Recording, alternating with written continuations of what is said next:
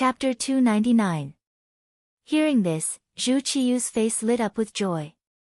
Although the Great Ming dynasty emphasized culture and suppressed military might had always been indispensable. In other words, with enough military power, he, the emperor, would have more confidence when he spoke. After reporting the important matters, some censors stepped forward to impeach Shi Heng. The general idea was that the conscription of soldiers in the capital had caused the people to suffer, that women who could not survive could be seen on the streets, and that it was true that families were broken and people were dead. Two censors stepped forward one after another.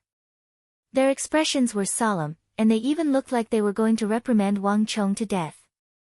Since ancient times, it was a glorious thing for civil officials to die because of reprimands, and for military officials to die in battle, as if they could leave their names in history.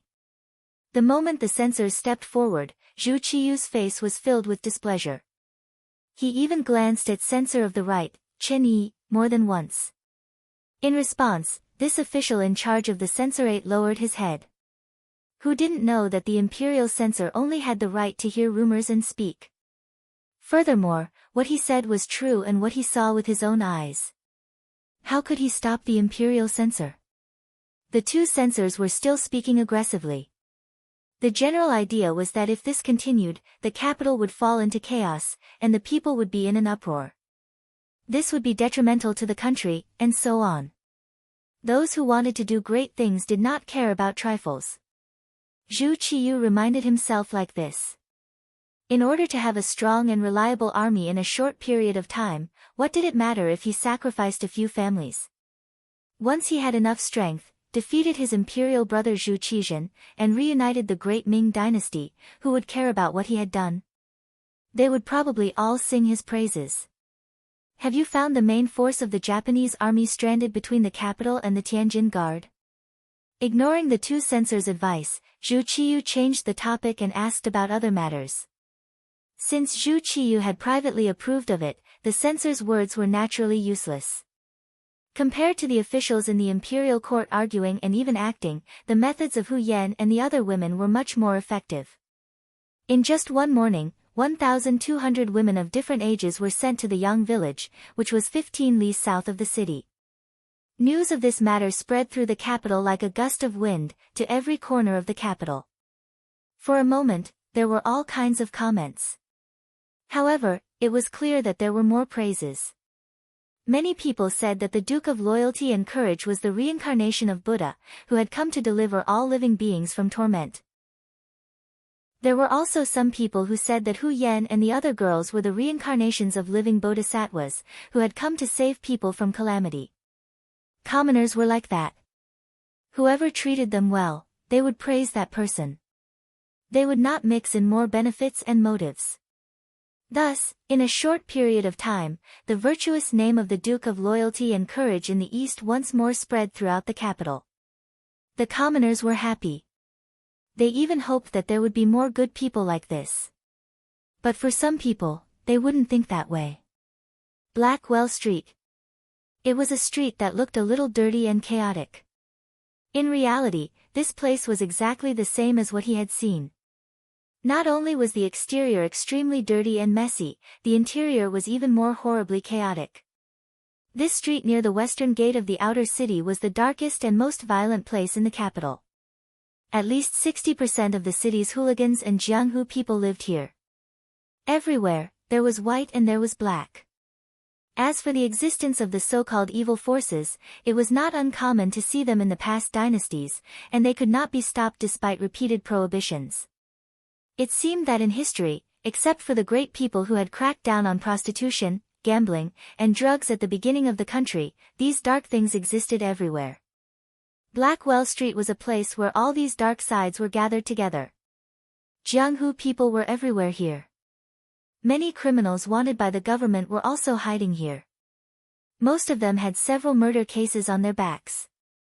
It was precisely because there were so many of them that the scene of people dying on the street would often play out if there was a disagreement. Not far from Blackwell Street was the Baiyun Temple. A little further south was the Guangning Gate. The interconnected traffic made the environment even more complicated. It was precisely because of this that the officers and soldiers had tried to clean up the place several times, but they were not able to completely clean it up. Once the commotion died down, these people would refocus here not long after. And as revenge, the officers who had led soldiers to attack this place would suffer varying degrees of casualties. Over time, there were very few people who cared about this place. Fortunately, these forces would not casually walk out. As long as the influential officials did not provoke them, they would not be implicated. So long as this place existed, it would be fine as long as it did not interfere with their affairs. It was precisely because of this idea of sweeping the snow before the wind that these forces became even more active. And this time, when the news of the women selling themselves came out, they directly came out and either bought them cheaply or threatened them. In just 2 days, they managed to snatch more than 1,000 women. Because there were too many women selling themselves this time, it was difficult for them to attract the attention of others even if they took action. Even if they did notice, no one would really care about them. After all, if these women were not digested through various methods, it was likely that they would starve to death. But their mistake was that they actually dared to snatch the women from Second Madame Qiao Yin. Old Mountain Street. Like its name, it was an old street that had existed for several hundred years. But because of its long history, the layout of this place was rather messy. There were houses built everywhere. Over time, it became a symbol of filth and disarray. The rich gradually moved away, leaving behind some poor people. Because of the poverty, the two sides of the street became a place for women to sell themselves. They squatted neatly on both sides of the street, waiting for a suitable future master to appear. When Qiao Yin heard the news, she brought her people here. When she saw that there were at least 300 women waiting to be sold, how could she be polite? She waved her hand and said that she was selling them all. She had them come to her place to register. Then, she gave them the money and signed the contract to sell themselves. This was already the 3rd time Qiao Yin had done this. She had done it twice in the morning and saved over 200 women. This time, there were slightly more people, so it was likely that this would be the last transaction for the day. The 300 people lined up one by one. It was not that fast, but it was still possible to complete the transaction in an afternoon. But just as these women were lining up, a group of fiendish men suddenly appeared behind them. It was only the weather of May. All of them were topless, holding swords, spears, clubs, and other weapons that could kill people as they walked over in such a brazen manner. It's people from Blackwell Street. As soon as they appeared, a woman who was familiar with the situation cried out in alarm and quickly ran towards Qiao Yin. The originally orderly formation instantly became chaotic. What's going on? Qiao Yin's beautiful eyes narrowed when she saw that the originally orderly line had suddenly become so chaotic. The leader of the guards accompanying them was Yang Wu. When the people on the other side appeared, a member of the security bureau approached and said something to him. He strode over to Qiao Yin and said, "Second Madam, the people on the other side are the bullies of Blackwell Street. Their leader is called Qi Lu. He's vicious and merciless. You should return to the sedan and avoid him. Leave this place to us. Don't cause trouble." Qiao Yin knew how powerful Yang Wu and the others were. She wasn't afraid of the people on the other side, but she didn't want to cause trouble for the young master. Yang Wu understands. At that moment, Qiao Yin returned to the sedan accompanied by a few maids. Yang Wu left 4 cold blade guards behind to protect her while he led the other 6 guards to welcome Qi Lu. Qi Lu Kang was tall and sturdy, with a fierce expression on his face. He held a demon-headed blade in his hand. The blade was heavy and the back of the blade was pressed against his exposed shoulder. He looked fierce and fiendish, revealing a mouthful of large black teeth. He walked over with large strides and stopped 10 steps away from Yang Wu. Yang Wu and the 6 men from Lingfeng also came to a stop. They first sized up the other party, then cupped their fists and said, "I am Yang Wu from the Yang family manor. Are you 3rd Master Qi? I've heard so much about you." After Yang family manor's name was announced, Qi Lu's gaze didn't change much. his gaze was still condescending. Ha, since you know my name, you still dare to appear here. It shows that you have some guts. Yang family manor, right? It's the land of the Duke of Loyalty and Courage. Fine, since that's the case, I won't bicker with you about your impudence. How about this, you can quickly leave. Qi Lu pointed his right index finger at Yang Wu and the others. After saying this, he laughed heartily. The dozen or so brothers beside him also laughed heartily. In this situation, there was no doubt that he was a bad person. If it was anyone else, it would be hard for them not to be afraid when they saw this scene. However, when it came to Yang Wu, who was accompanied by 6 Ling Feng elites, such a small scene was nothing in his eyes. Seeing that Qi Lu was still laughing heartily, Yang Wu stretched his back and said with an indifferent expression, "Since you know who we are, you still want to leave? You want us to leave? Isn't that embarrassing? You." Yang Wu originally thought that he had already left some face for the other party, but who knew that the other party would refuse a toast? Qi Lu had heard of the name of the Duke of Loyalty and Courage. However, he wasn't in the capital at that time. After more than a year, when he came back, he heard about the East Marshal and the Duke of Loyalty and Courage. A duke was indeed scary, but to people like them who lived on the edge of a blade every day, there was no tomorrow. Generally, there was nothing that could scare them. Not to mention, those who had a duke title in his eyes were usually people who had made some contributions but were outside of his authority. Thus, he didn't put them in his eyes. Chapter 300. Rather than saying that he was giving face to the Duke of Loyalty and Courage, it would be better to say that he was giving face to the Emperor. He didn't want to make a big fuss. However, he had already given them a way out, but they didn't want it, so they couldn't blame him. As far as Qi Lu was concerned, the only people who could make him obediently give face to were his eldest brother and second brother. As for other people, even if it was the Emperor, he wouldn't put them in his eyes. It was because of this arrogance that after hearing Yang Wu's words, his expression changed. Then, he looked up to the sky and laughed arrogantly. Good, good. It's been a long time since someone dared to speak to me, Third Master Qi, like that. Right, what did you say just now? You want face, right? Actually, I want to give it to you, but you need to have the ability to do so. I, Third Master Qi, don't play with words. I want to see your strength. Facing Qi Lu's provocation, Yang Wu's face didn't show the slightest fear. What a coincidence. I also don't like to use words to solve problems. This was a clear indication that a big battle was unavoidable. Feeling that the atmosphere wasn't right, the women surrounded Xiao Yin's carriage. Compared to the fierce appearance of Qi Lu and the others, Xiao Yin's appearance was as cute as a reincarnated bodhisattva. Yang Wu's fearlessness ignited the anger in Qi Lu's heart. At this moment, his eyes were wide open. His left hand, which had been idle all this time, casually waved. The dozen or so subordinates behind him shouted in unison and followed his footsteps, pressing forward step by step. Tsang Lang. Yang Wu immediately pulled out the tri-edged bayonet from his waist. At the same time, his left hand lightly flipped and a flame suddenly soared into the sky. That was the firework he always carried with him. Once something happened, it would soar into the sky. When the nearby Leng Feng heard the news, he would immediately send reinforcements. The sixth young master had said this more than once.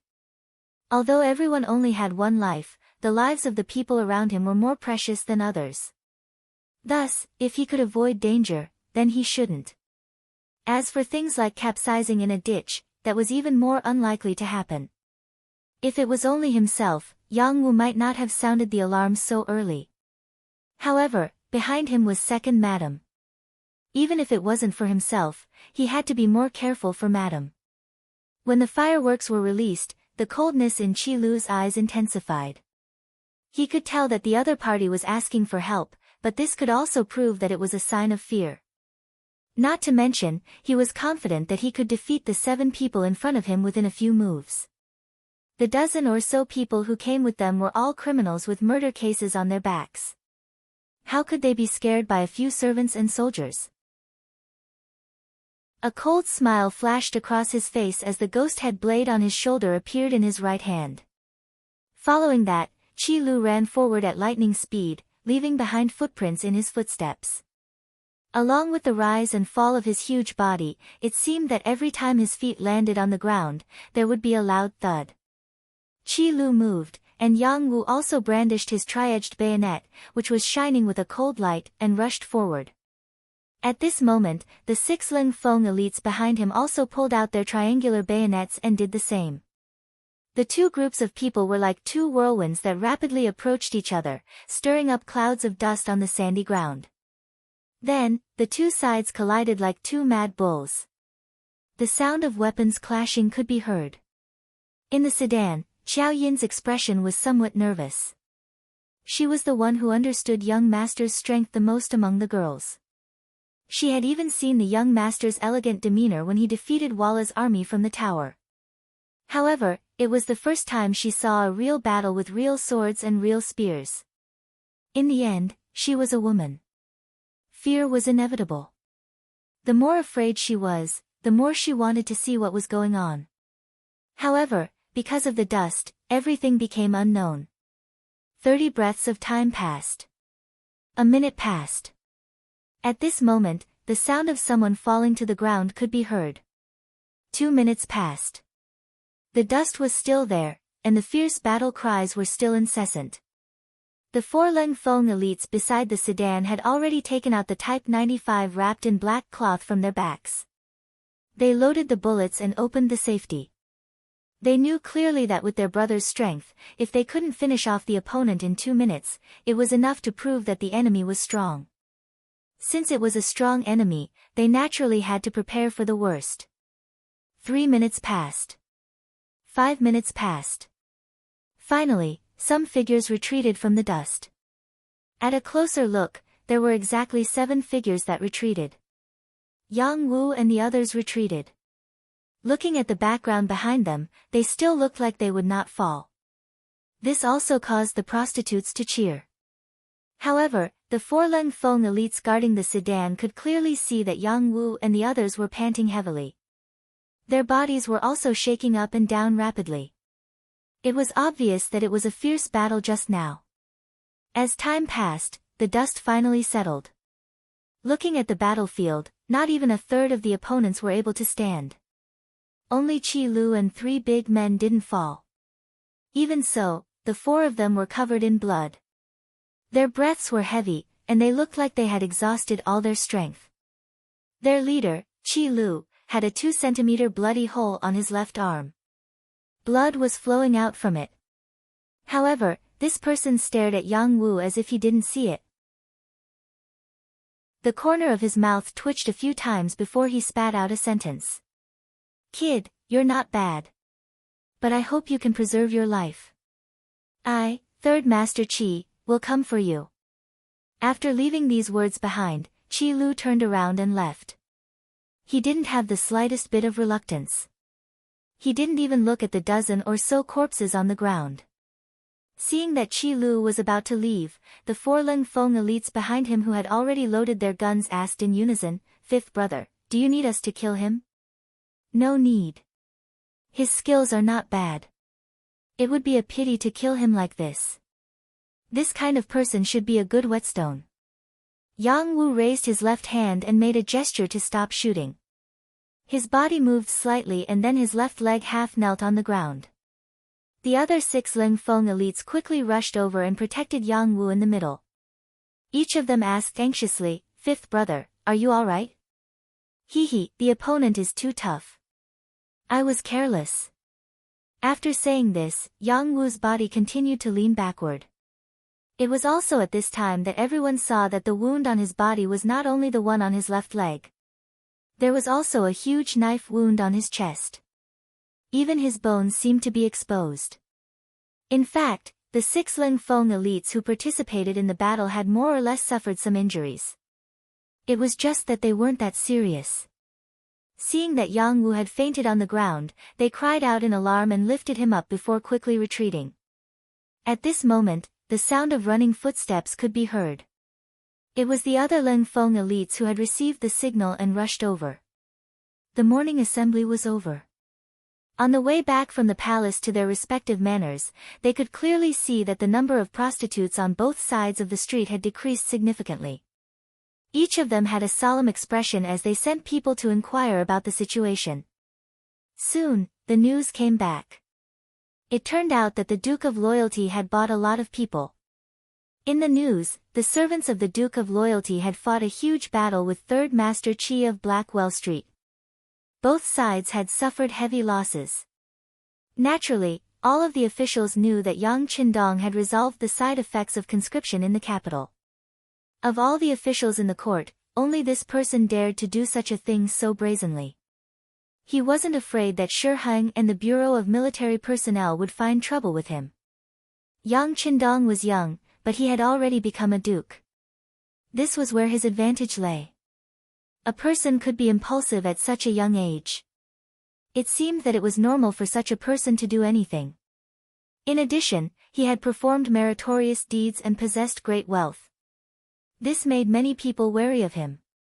Such a person dared to openly take in those women who couldn't survive. It was easy for others to take his actions for granted. There were even some righteous and impartial officials who praised Yang Qindong's actions in their hearts.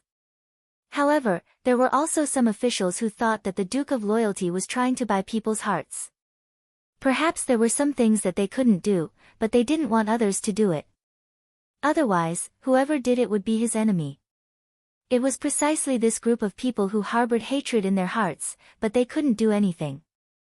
After all, this person had performed great meritorious deeds for the court. If they had to calculate it seriously, perhaps even the emperor owed him a great favor.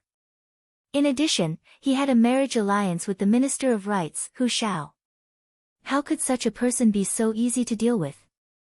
It was precisely because they couldn't do anything that they secretly praised the Duke of Loyalty in their hearts when they heard that he had fought with Third Master Qi of Blackwell Street. They even thought that this time, the Duke of Loyalty had kicked a stone and was going to suffer a little. Therefore, Blackwell Street, which no one wanted to provoke and was afraid of trouble, became the focus of all the officials. This was especially so for Commander Shi Heng. After hearing the news from his subordinate, he even clapped his hands in delight. Good, good. Blackwell Street is a stubborn rock and also a dirty puddle. Whoever encounters it will be in trouble. This Duke of Loyalty actually provoked them. There will be a good show to watch. How about this, send someone to keep an eye on that place. I want to see whether boss who is more powerful or this Duke of Loyalty who is not afraid of death can take advantage of it. After saying this to his subordinate, Shi Heng seemed to still feel unsatisfied. As if he had thought of something, he suddenly stood up and said to his personal guard, "Make the arrangements. Marquis wants to enter the palace to meet the emperor." At this time, Shi Heng was like a fly that had seen a cracked egg. He was full of fighting spirit. However, what he didn't expect was that he wasn't the only one who received the news to enter the palace to meet the emperor. The Minister of War, Yi Ming, also heard the news after returning home and hurried to the palace. The two met in front of the palace gate. When they saw each other, they were first stunned, then burst into laughter. At this moment, it was as if they had seen through each other's thoughts. Chapter 301. In the main hall, Zhu Qiyu received two important ministers.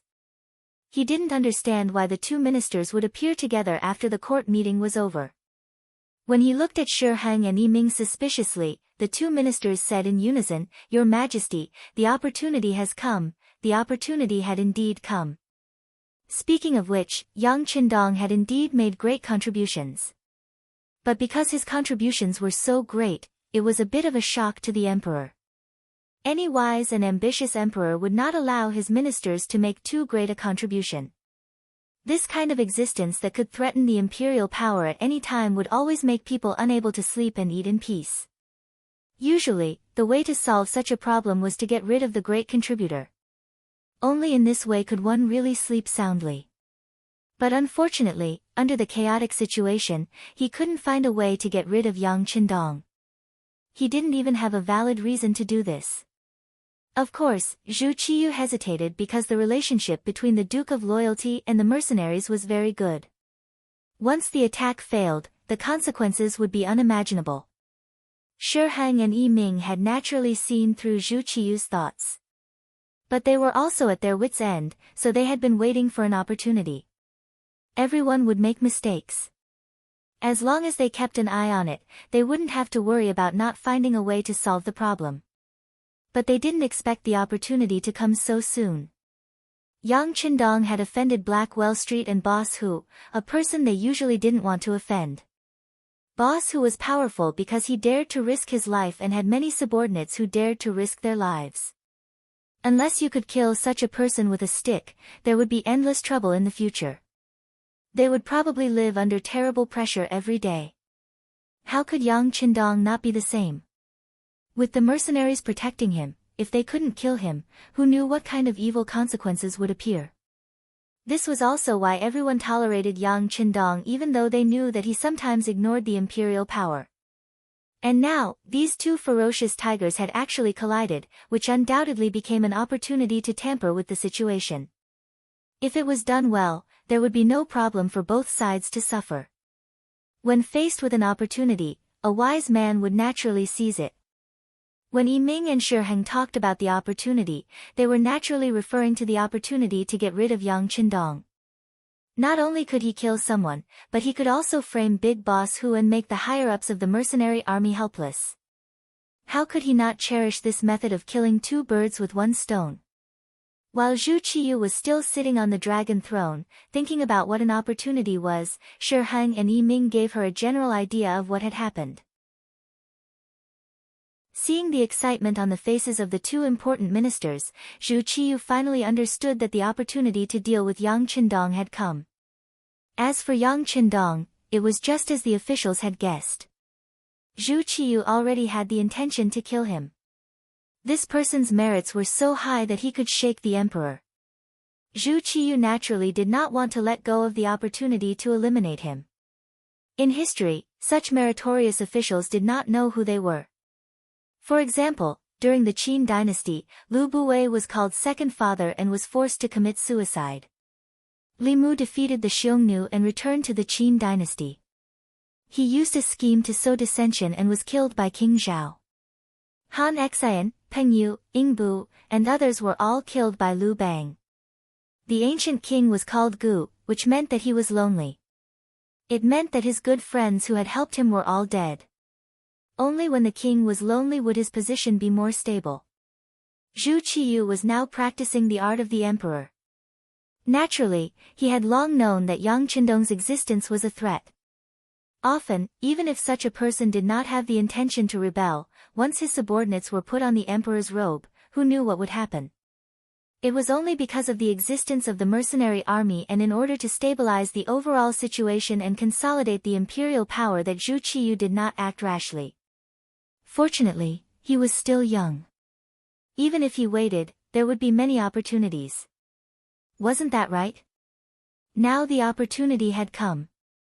Zhu Qiyu, who was happy and even a little excited, did show the face of an emperor perfectly. After hearing the general idea of Shi Heng and Yi Ming, he coughed and said, "I didn't rest well yesterday and am very tired now. If there is anything, just discuss it with Minister Jin. I trust you." After saying these words, Zhu Qiyu turned around and left. His final decision was to trust them. In response, Shi Heng and Yi Ming looked at each other and said respectfully, "Farewell, Your Majesty." Long live, long live. Zhu Qiyu left, leaving behind his trusted aide Ji Ning. This was a clear indication of his attitude. That was, you can kill him. You can do as you see fit. As for how you do it and how you do it, it has nothing to do with me. Drawing a clear line in the sand in advance, once there was a problem, he could retreat freely. It was a good plan. Shi Heng, Yi Ming, and Ji Ning naturally saw this. But who was the emperor? Originally, he could say whatever he wanted with the word official. Ji Ning and the other two were left in the hall.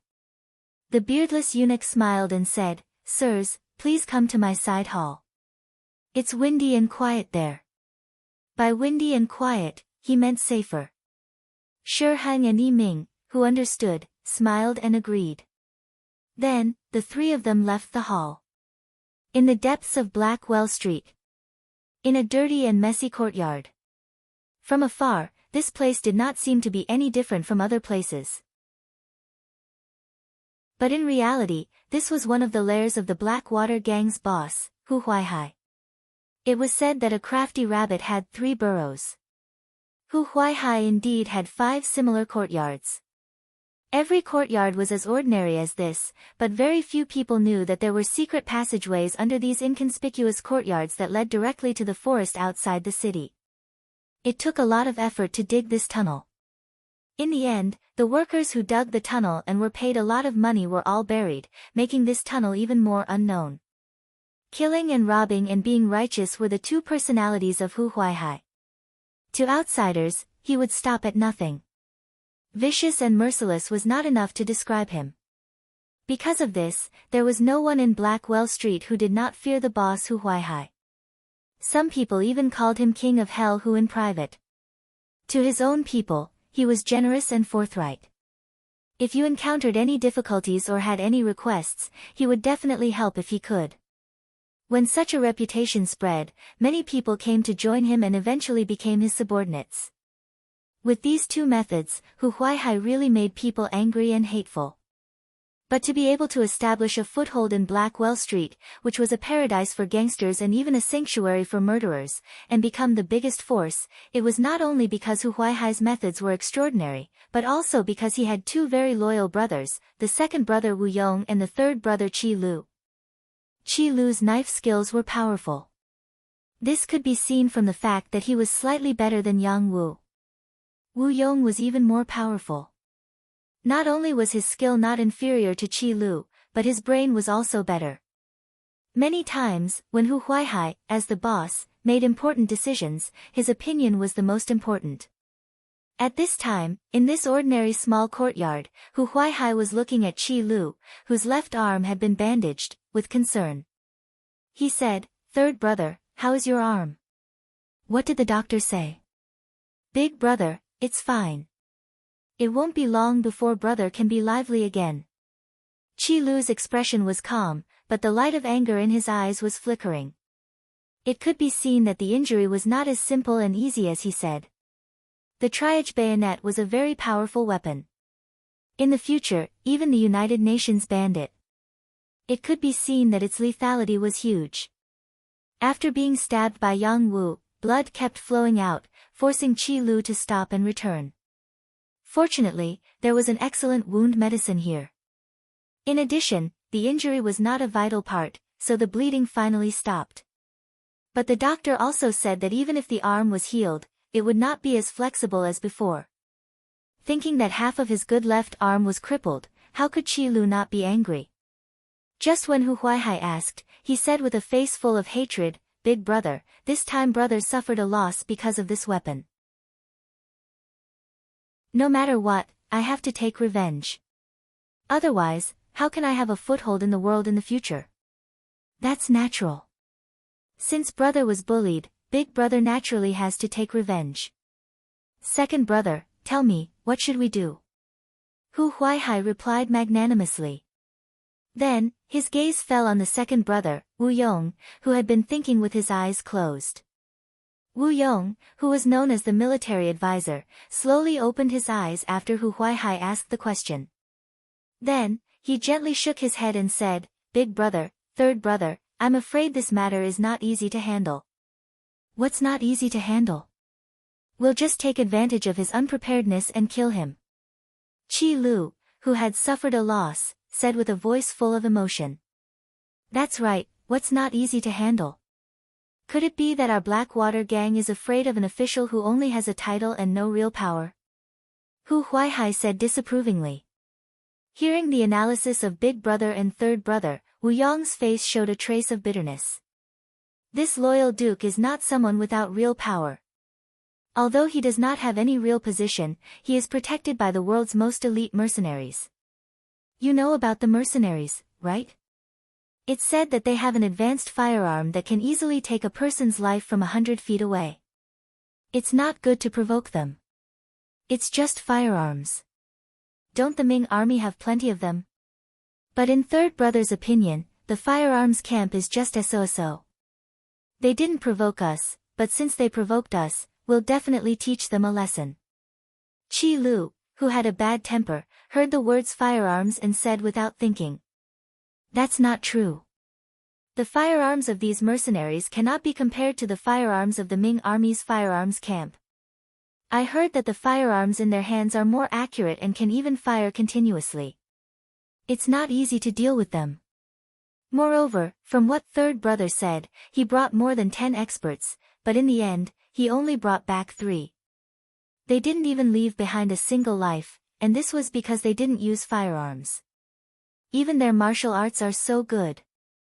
This kind of opponent cannot be underestimated. Chapter 302. Wu Yong kept explaining. However, when he said the last sentence, Hu Huaihai's eyes lit up after hearing it. Ha, second brother said that we can't underestimate them. That means we can still deal with them, but we need to plan carefully, right? Is that so, second brother? Hearing that there was still a way, Qi Lu couldn't help but be interested. Yes, we need to plan wisely. How about this, give me 2 days to investigate the other party's background. Wu Yong nodded. He had a feeling that this great Ming Empire's loyal duke, who had just reached 20 years of age, would not be easy to deal with. However, even though Old Third had suffered a loss, if they just admitted it like this, then how could the Blackwater gang be looked up to in the future? How could they have a foothold? In other words, they had to make a move. It was just a matter of how they did it. In short, when facing such an opponent, they either didn't make a move, or if they did, they would make a move. They definitely couldn't give them a chance to counterattack. Yang family manor. Yang Wu was actually carried back. This matter instantly alarmed Yang Qindong, who was teaching students at the Yang Family Academy. When he strode into the courtyard, he saw Tiger's man and the others standing there angrily. He asked in a deep voice, "Who can tell me what's going on?" "Sixth young master, it's like this." 2 people who were responsible for protecting Qiao Yin's safety stood up. With one person taking the lead and the other supplementing, they recounted the scene that happened in Laoshan Street today in detail. Just as the 2 brothers finished speaking, a doctor walked out of the room. He was instantly surrounded by people. Yang Qindong was no longer as calm as before. His expression was somewhat anxious. "Dr. Li, how is it?" This physician Li was a renowned figure in the capital. Seeing that the Duke of Loyal Courage was personally asking him, he didn't dare to be negligent. "Greetings, Duke Yang. Yang Wu's body is fine. He's just bleeding a little. Moreover, the injury has avoided the important parts. He just needs to rest for a period of time to recover." Upon hearing that Yang Wu's life was not in danger, Yang Qindong let out a long sigh of relief. Beta Persei, arrange for someone to send Dr. Li back to the city and triple the consultation fee. "Oh, you're too polite." Dr. Li was flattered after listening to Wang Yao. However, Yang Qindong carried it out and cupped his hands in greeting. The other party politely returned the greeting and then left satisfied. After the doctor left, Beta Persei quickly rushed back. At this moment, he saw Yang Qindong listening to Yang San, the deputy director of the security bureau, giving a detailed report about Heijing Street and the Blackwater gang. "Young master, that's all the information we've gathered.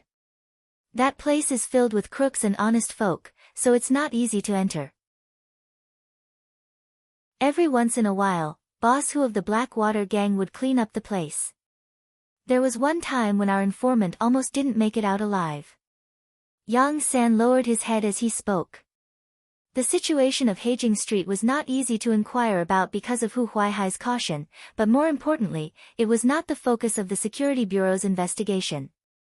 It was just a group of Jianghu people and desperados.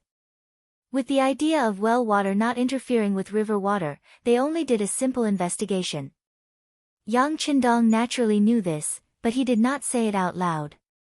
After all, the Security Bureau had not been established for a long time and had limited manpower.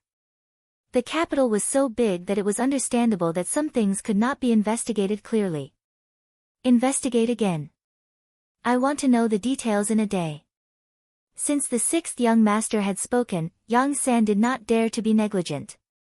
He immediately agreed as if he was making a military order. Please rest assured, young master. In less than a day, there will be specific information. In this world, as long as one was willing to spend money, there was nothing that could not be done. Most of those people ran for their lives because of money. If they could be a good rich man, who would be willing to stay in such a place and waste their days? Yang San hurriedly left. Yang Qindong did not choose to wait. Instead, he went into the room and looked at Yang Wu, who was sleeping soundly. Then he called Tiger's Mane and Beta Persei. When they were in the study, he looked at the two with bright eyes and asked, "How is it? Now you know that there will always be someone stronger than you." "Young master, we were wrong." Yang Qindong's face was stiff, and the two hurriedly bowed their heads and admitted their mistake. The reason why they were wrong was because they had disobeyed Yang Qindong's orders. According to the sixth young master's criticism, a gentleman should not stand under a dangerous wall. If they felt that things were dangerous, they should leave as soon as possible. If they had to make a move, they could have used guns instead of showing off their courage. If today's matter had been solved with guns, Yang Wu would not have been injured at all. But he insisted on competing with others in martial arts, which led to such a result. This was naturally taught by Tiger's Mane and Beta Persei. They taught him that it was difficult to find an opponent, that he should be defeated alone, and that when he met a person from the martial arts world, he should use the martial arts world's way to solve it. What was the result? He had almost lost his life. According to the two Ling Feng's words, if they had not used a sharp weapon like the 3 bayonets, it was likely that Yang Wu would have been carried back as a corpse. The so-called rules were not ironclad rules. They almost lost their brothers' lives. It was no wonder that Yang Qindong would make things difficult for them. It's good that you know your mistakes. The two of you will each lose a month's salary. Also, all your subordinates who always talk about the rules of the martial arts world will be treated the same. If there is anyone else who is not satisfied, let him come find me. This young master will shoot him. It's better than one day he will become a ghost under someone else's knife. Yang Qindong's voice was not loud, but it was like a thunderclap in Tiger's Mane and Beta Persei's ears. The two of them kept nodding their heads and admitting their mistakes. After a while, it seemed that Yang Qindong's anger had subsided a little. Beta Persei took the initiative to say, "Young master, this time we suffered a loss. We can't just let it go like this." "Yes, young master. This Blackwater gang is not a good thing to begin with. It's better to just destroy it." Tiger's Mane also chimed in. "Of course we can't just let it go like this. It's just that they have existed for so many years and the government can't do anything about them. If we want to move against them, we need to plan. If we act rashly, we won't be able to take down all the enemies. That will only cause endless trouble in the future." Yang Qindong nodded. Of course, he would not let any of his enemies go. But since he was going to make a move, he had to hit them with one blow. He absolutely could not leave any hidden dangers for himself. On this point, Yang Qindong and Wu Yong's thoughts coincided. At the same time, both sides sent people to inquire about each other's background. Outside of the two sides, another group of people also appeared. That was Yi Ming's coachman, who was also one of his bodyguards. Yi Ming used to work in the military and had experience working at the grassroots level. That was how he got to know the Ministry of War and climbed up step by step. It was at that time that he came into contact with some of the people in the martial arts world and gave some favors to them, allowing them to work for him. This coachman was one of them. His surname was Shi Tao, and he used to have some fame in the martial arts world. His skills were also not bad. However, because this person had always been low-key and considered himself a coachman, protecting Yi Ming, not many people knew him. This time, he was sent out to deal with the Blackwater gang, who seemed to be from the martial arts world. Shi Tao first left the Yi residence, then went to the streets. After making many turns, he changed into a martial arts person's attire and entered Heijing Street, where he met the third master of the Blackwater gang, Qi Lu. Compared to his eldest brother, who was low-key and even somewhat secretive, Qi Lu was much more flamboyant. Even on the streets of Heijing Street, he was often seen. Through this person, Shi Tao told him the purpose of his visit and hinted that he had a way to deal with the Duke of Loyalty. Regarding this unfamiliar person, if it was any other time, Qi Lu naturally wouldn't have introduced him. But yesterday, just as he was discussing with his eldest brother and second brother about how to deal with this person, someone delivered himself to their door. Whether it was an enemy or a friend, he still needed to meet him. Thus, he brought Shi Tao to Hu Huaihai's other resting place. Coincidentally, his second brother, Wu Yong, was also there, so the four of them met. According to Shi Tao, he was someone who couldn't stand the Duke of Loyalty's actions. After hearing about what happened in Laoshan Street yesterday, his master decided to lend him a helping hand. He promised to think of a way to transfer away the Duke of Loyalty's elites, giving the Blackwater gang a chance to deal a fatal blow. He clearly stated the purpose of his visit, but when it came to who his master was, he closed his mouth and didn't say anything. It seemed that he wouldn't say a word more. Regarding this, the skeptical Hu Huaihai didn't agree to anything on the spot.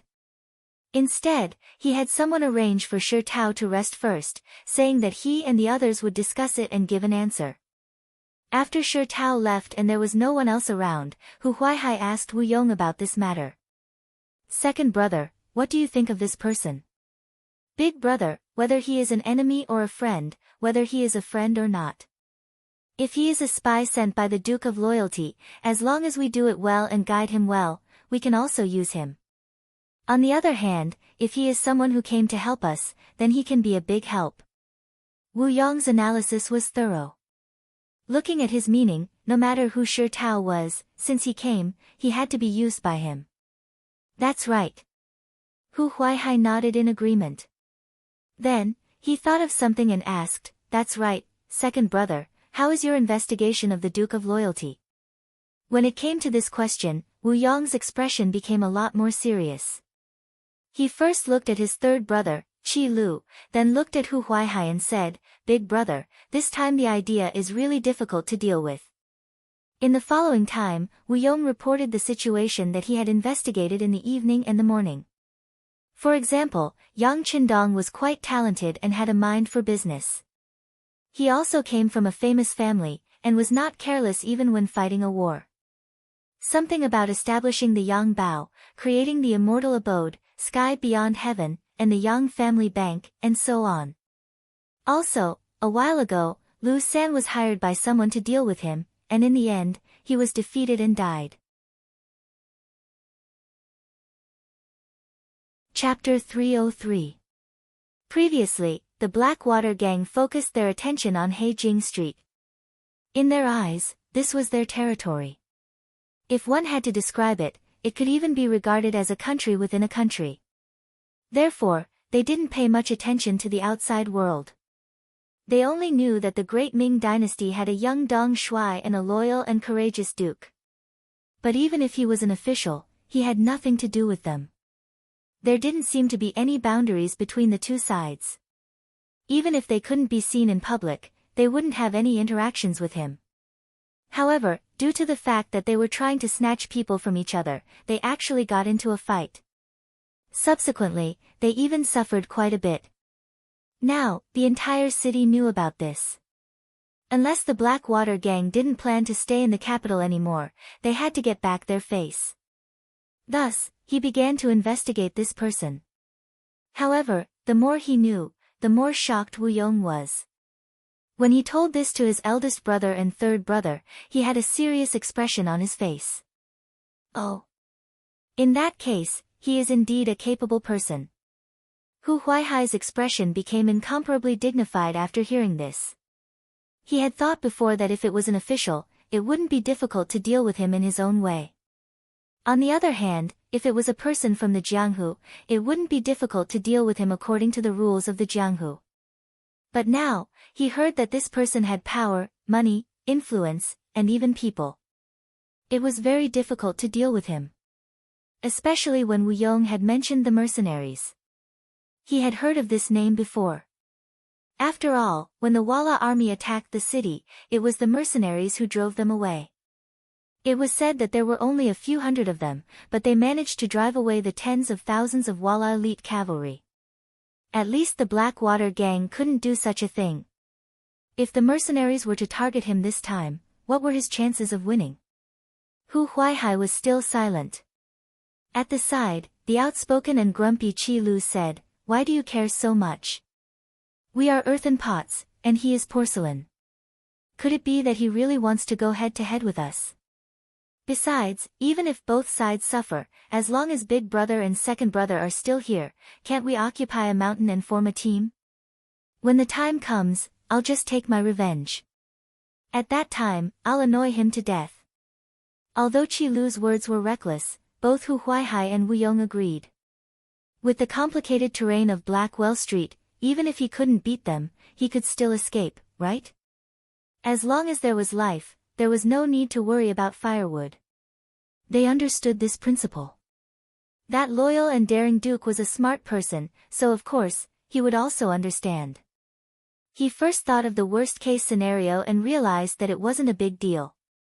He would just have to start all over again. Then, the three brothers began to discuss how to deal with Yang Qindong. According to past practice, assassination was the most suitable method. This was also pointed out by Wu Yong. This Duke of Loyalty must die. As long as he doesn't die, I'm afraid that we brothers will face the danger of death at any time. At the same time, we won't be able to establish ourselves in Jianghu. That was how the people of Jianghu were. Sometimes, they valued their reputation more than their lives. Since they suffered a loss in the hands of Yang Qindong, if they didn't get back their reputation, the Blackwater gang would have no prestige to speak of. Naturally, they wouldn't be far from falling apart. On this point, Yang Qindong was also very clear. As far as this matter was concerned, even if he didn't pursue it now, the other party wouldn't let it go. Not to mention, Yang Wu was still lying in a hospital bed. Although it was said that he could recover after a period of rest, his brother was injured. If he didn't do anything, he would also disappoint his brother. Not to mention, the name of the loyal and daring Duke was useless. Just based on this point, those who didn't open their eyes would have to be taught a lesson. In addition, at noon, Yang San personally sent some information about the Blackwater gang. Looking at their actions, he was even more determined to not let this gang stay. This time, the Security Bureau spent a lot of effort and spent a lot of money to bribe some Jianghu people who usually mingled in Blackwell Street. From their mouth, they knew that this Blackwater gang really didn't shrink from any evil. Forcing the good into prostitution, bullying the good, opening casinos, and loaning money were common occurrences. The reason why they had a conflict with Yang Wu and the others this time was that they saw that there were too many prostitutes in the city and wanted to come out and get a share of the profits. Moreover, the information also showed that once the women were snatched by the Blackwater gang, they would be sold out of the capital, and the destination was the grassland in the north. They would be sold to the Walla and Tatar territories to become tools for those barbarians to produce the next generation or become targets for the other party to seek pleasure. Whether it was in the previous life or this life, if there was one person that Yang Qindong hated the most in his heart, it was undoubtedly the traitors. This kind of person had no ruler, no father, no country, and no home. For the sake of profit, they could really sell anything. Such a person was even worse than pigs and dogs. The way the Blackwater gang did things was no different from the traitors. Although the Great Ming and the Walla had stopped fighting, and under Yang Qindong's urging, the two sides had even started to trade, all of this was just a delaying tactic. It was to leave enough time for them to rear a fat sheep and slaughter it in one fell swoop. But the Blackwater gang's actions were clearly to help the other side grow stronger. Had they ever thought about how many people the women would bring to the other side in a decade or so once they entered the grassland? And how many Han people would die under the iron hooves of these foreign men? When he thought of this, Yang Qindong was so angry that he couldn't vent his anger. In his heart, he had already made up his mind to deal with them. How about this? Go and arrange something. Remember, it has to be a big deal. Yang Qindong whispered a few orders into Yang San's ear. Hearing this, the deputy chief of the security bureau, who was actually the manager, nodded repeatedly. The immortal abode of the capital. Ever since it was built and opened for business, it had been very prosperous. Apart from the disturbance caused by the Japanese envoy a while ago, which caused a certain loss in business, it had always been difficult to find a table. Now that the Japanese army had suddenly landed in the Tianjin garrison and attacked the Great Ming's army, the Duke of Loyalty was able to extricate himself from this matter, and the business here continued to flourish. Because of the prosperity, and because the customers were all high-ranking officials and nobles, the security here had always been excellent. No matter how angry they were, few people dared to cause trouble here. As time passed, the security here was no longer as strict as before. Not only that, but even the soldiers of the 5 cities' warden's office were becoming fewer and fewer in number. But sometimes, the more confident you were, the easier it was for something to happen. That evening, for example, the immortal abode was originally bustling with noise and excitement, with singing and dancing, and the sounds of toasting and exchanging cups filling the air. But all of a sudden, a commotion broke out outside. Soon after, a few pieces of rock flew up from the ground and smashed into the transparent glass, causing a series of shattering sounds.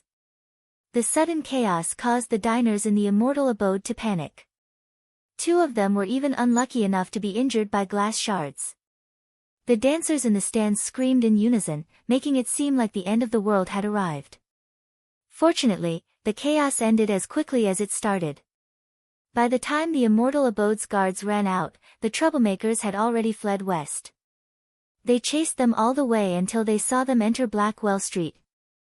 Only then did they stop and return.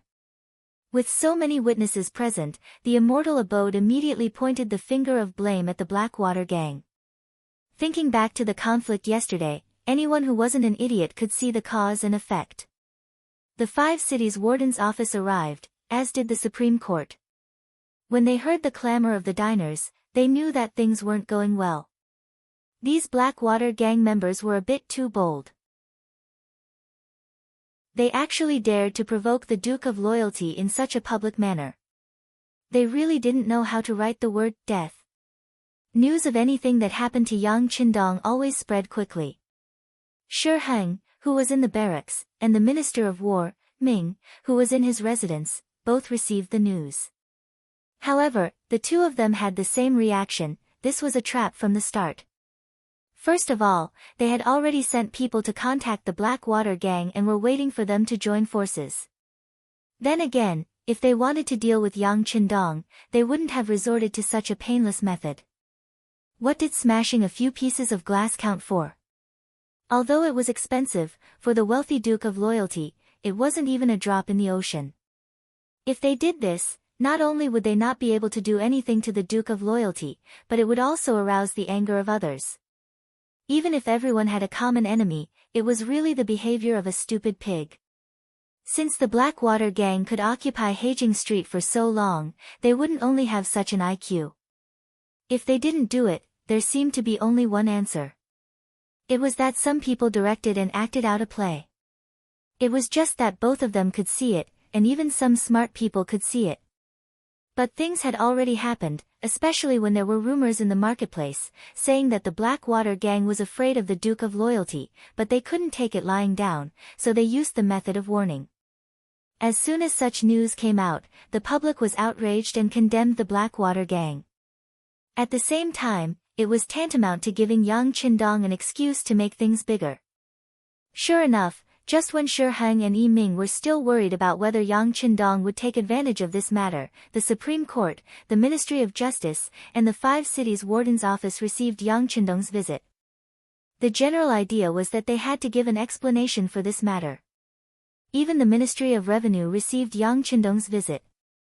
The general idea was that if the government couldn't guarantee the lawful rights and interests of merchants, was there any need to pay the business tax? This was the Duke of Loyalty, the leader of the merchants of the capital. Although there was no rule that said that all merchants would listen to him, if he raised the issue of whether the business tax should be paid or not, then he would definitely have many supporters. After receiving Yang Qindong's visit, the Yamans didn't dare to be careless and reported the matter to the imperial palace. The chief eunuch, Qing, didn't know whether to laugh or cry when he saw these memorials, but he inwardly praised Yang Qindong's method of diverting disaster. He knew that he had no choice but to take care of the Blackwater gang. It was at this moment that Shi Heng and Yi Ming entered the palace and found Qing. But to everyone's surprise, the two of them had faint excitement on their faces. Eunuch Qing, we've received news that they've decided to go all out. Our chance has come. Chapter 304. Because of yesterday's incident, Wu Yong had sent people to keep an eye on Yang Qindong's properties, hoping to find some weak link. It was at this time that someone threw rocks at the immortal abode. When his subordinates reported this, his expression changed. He knew that the other party was looking for an excuse to make a move. After all, yesterday's incident was a personal grudge between Yang Qindong and the Blackwater gang. If he mobilized people to cause trouble because of this, it would be the same as giving some people an excuse. This was the crux of the matter. Previously, Wu Yong had been wondering what kind of method the Duke of Loyalty would use to deal with him, but the other party had quickly given him an answer. What could he do if the other party used an obvious scheme to deal with him? He couldn't possibly take the initiative to go to the authorities and say that the matter wasn't his doing. In that case, he would probably be immediately arrested. While praising the Duke of Loyalty's vicious plan, Wu Yong found his big brother and third brother and called over Shi Tao. He said that he was willing to cooperate, and asked that they give them a chance to fight. Of course, the Blackwater gang had another choice, and that was to give up on their current territory and leave the capital. This way, they might be able to preserve their lives, but their reputation in the Jianghu would naturally be lost. Those who bullied the weak and feared the strong would find it difficult to survive anywhere. In other words, even if they left, they couldn't just leave in such a muddled manner. There was only one path in front of them, and that was to wrestle with this bold and loyal duke. If they left when they were no match for him, at least others wouldn't look down on them so much. Since they had no choice but to fight, Shi Tao came in handy. The three brothers called him over and told him of their decision, having him make arrangements as soon as possible. Thus, Shi Tao returned to the Yi residence and met with Old Master Yi Ming. That was why Yi Ming and Shi Heng had joined hands to enter the palace. Yi Ming, Shi Heng, and Qing discussed in a secret room for more than 2 hours. When they emerged, they all had smiles on their faces, as if they were about to complete some important mission. The Yang clan manor.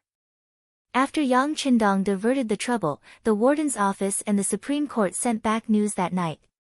He expressed that he would send troops to wipe out the Blackwater gang, but this power had been here for many years, it was not easy to deal with them. He asked whether he should ask the Duke of Loyalty and Courage to personally deal with them.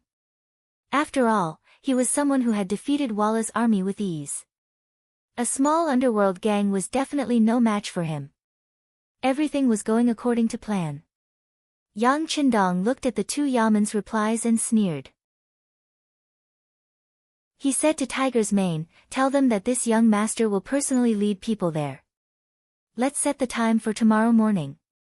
We need to catch them off guard." "Young master, why are you in such a hurry? How many of our brothers have not returned from the Dark Well Street? I heard that they have a secret passage that leads to the outside world." Tiger's Mane repeated the news he received from the Security Bureau in the afternoon. This was the news that the captain of the Langia Special Forces, Tai Hu, had personally found out. Until now, this person had not returned from the Dark Well Street. Secret passage? With this young master taking action, there is no use for any secret passage.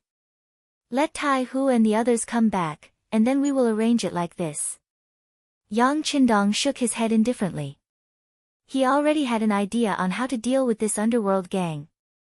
Since they dared to scheme against him, then there was no need to keep them alive. In order to achieve the effect of a surprise attack, he decided to end the battle quickly, not giving the other party more time to prepare and consider. Since the young master was so confident, Tiger's mane naturally did not try to persuade him. He agreed and left to pass on the message. The soldiers of the warden's office in the 5 cities, the bailiffs and constables of the Supreme Court, who were off duty at home, received the urgent order to recall them. For a moment, there were hurried footsteps on the streets of the capital. At the same time, the news also reached the Darkwell Street.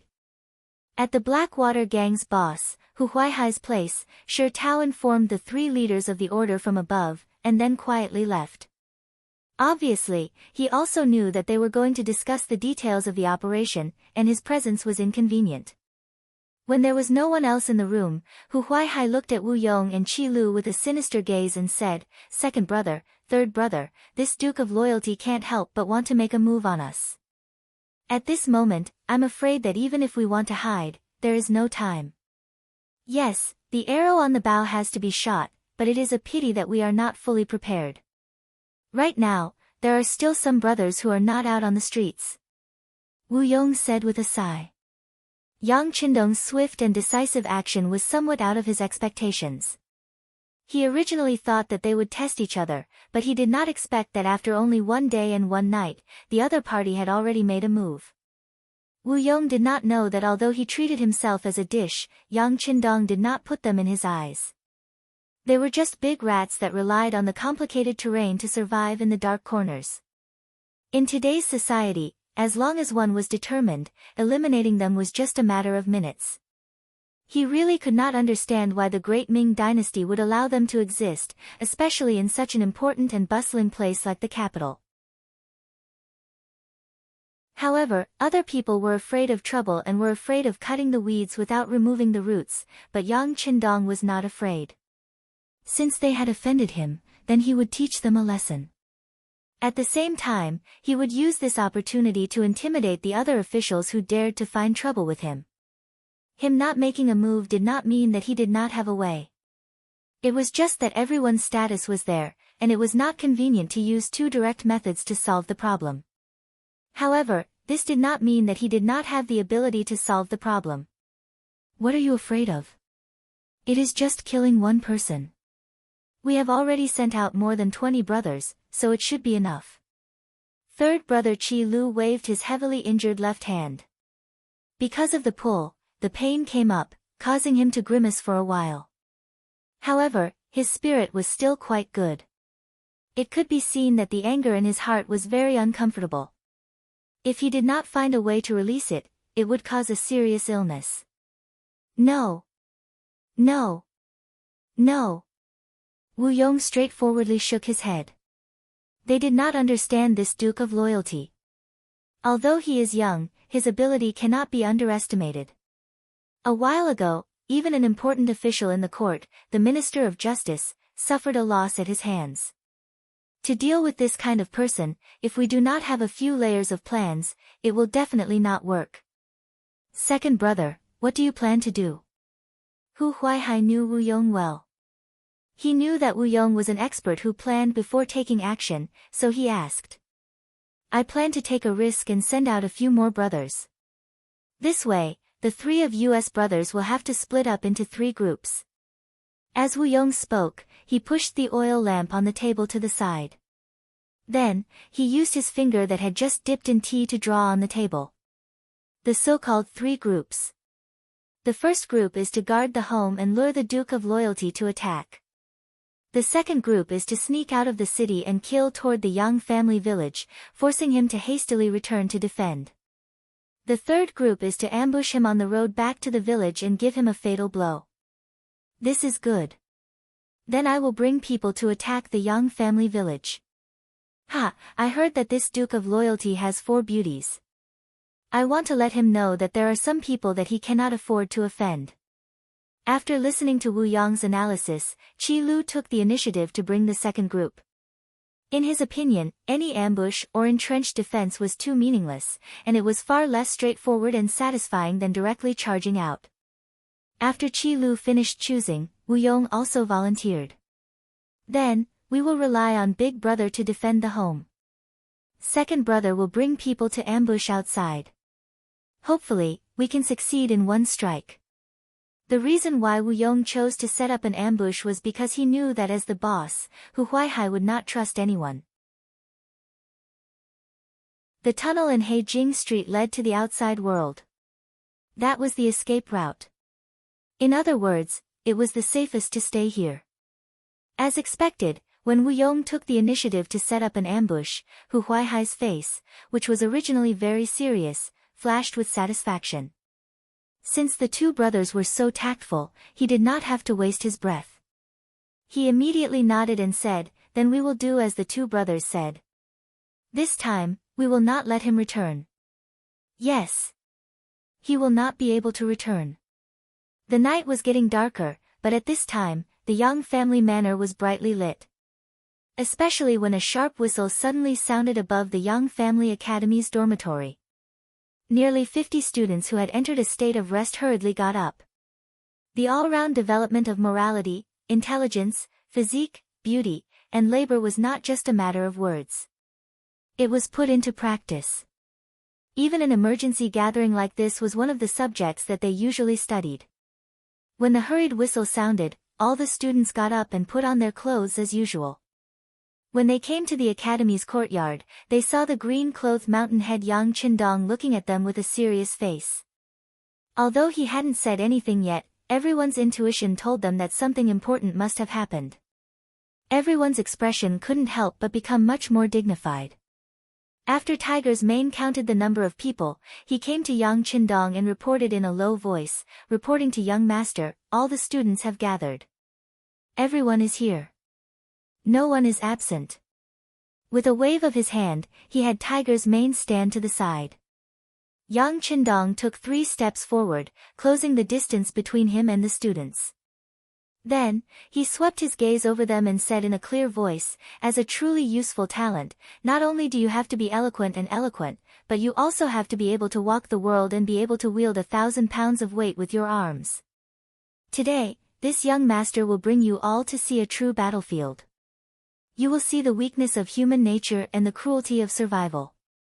As soon as he finished speaking, all the students' faces were filled with shock, followed by excitement and joy. As Yang Qindong's students, they naturally knew how powerful their teacher was.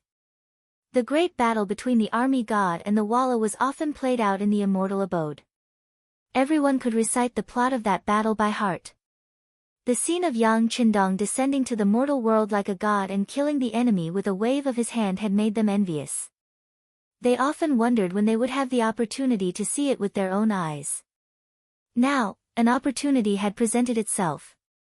They could finally enter the battlefield, and they would be following the army god. How glorious would that be? Chapter 305.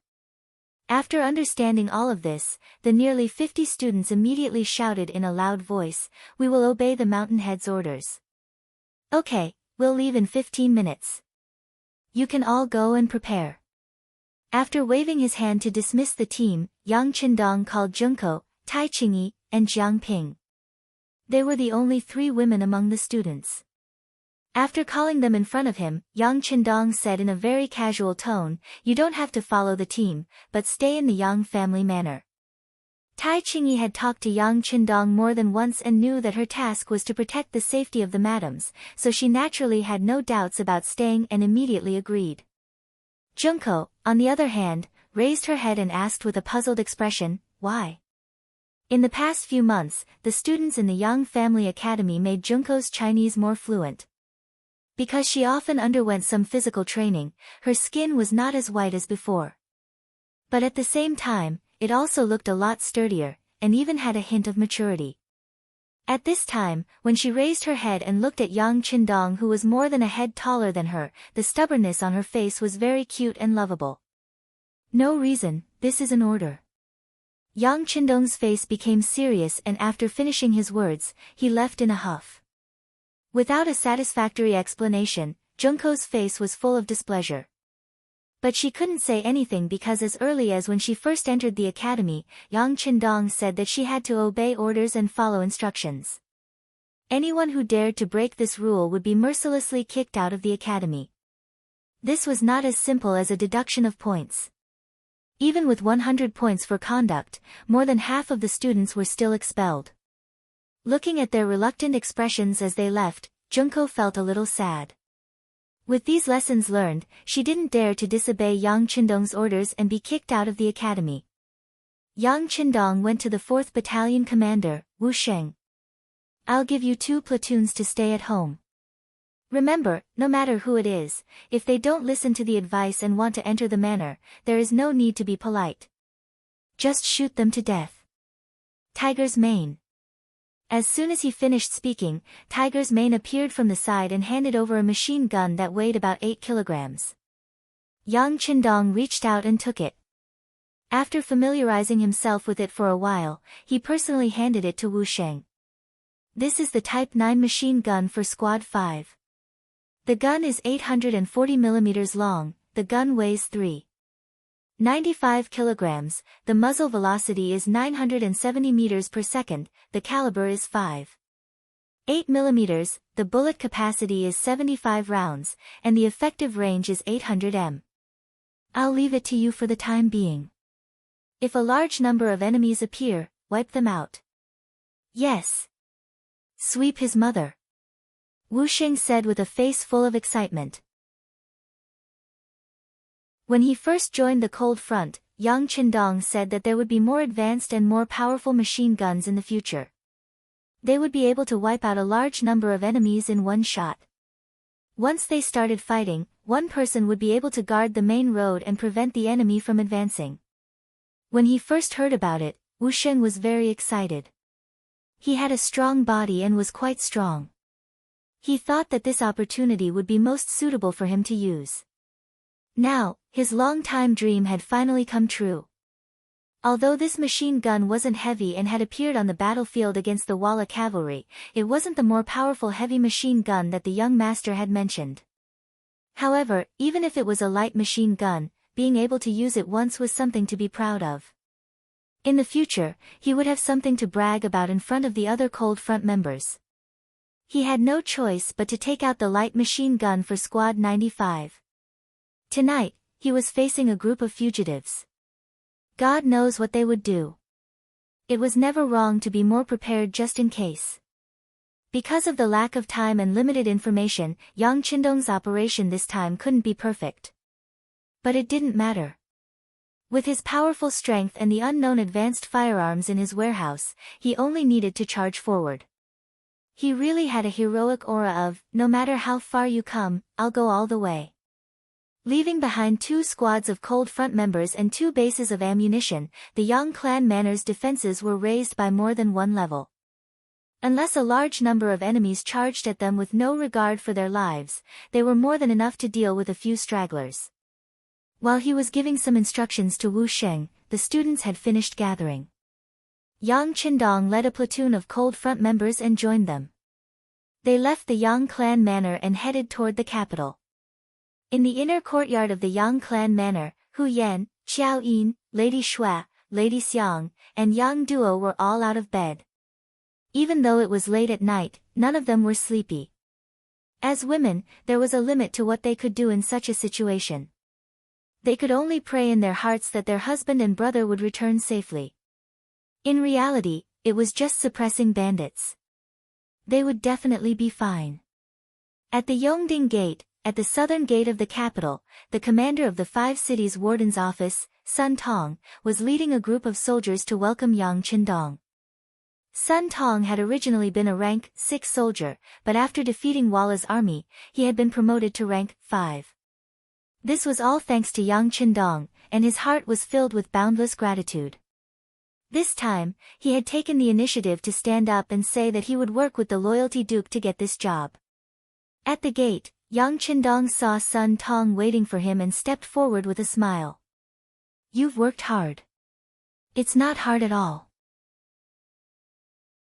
Working with the loyalty duke reinvigorates my entire body, Sun Tong chuckled, revealing a row of white teeth beneath his tanned face. Sensing that Sun Tong was revealing his true feelings, Yang Qindong patted him on the shoulder. Good. People made mistakes. For example, Sun Tong had betrayed Yang Qindong because he had secretly passed on the information to Jining. Fortunately, he had been able to return and was determined to know which side he was on. In Yang Qindong's eyes, such a person was a talent that could be nurtured. As soon as his palm touched Sun Tong's shoulder, his eyes lit up with excitement. He knew that the loyalty duke had approved of him. This made him even more determined to make the decision he had just made. It had been said before that those who could become the commander of the 5 cities' warden's office were all shrewd people. Otherwise, they would not have been able to secure their positions.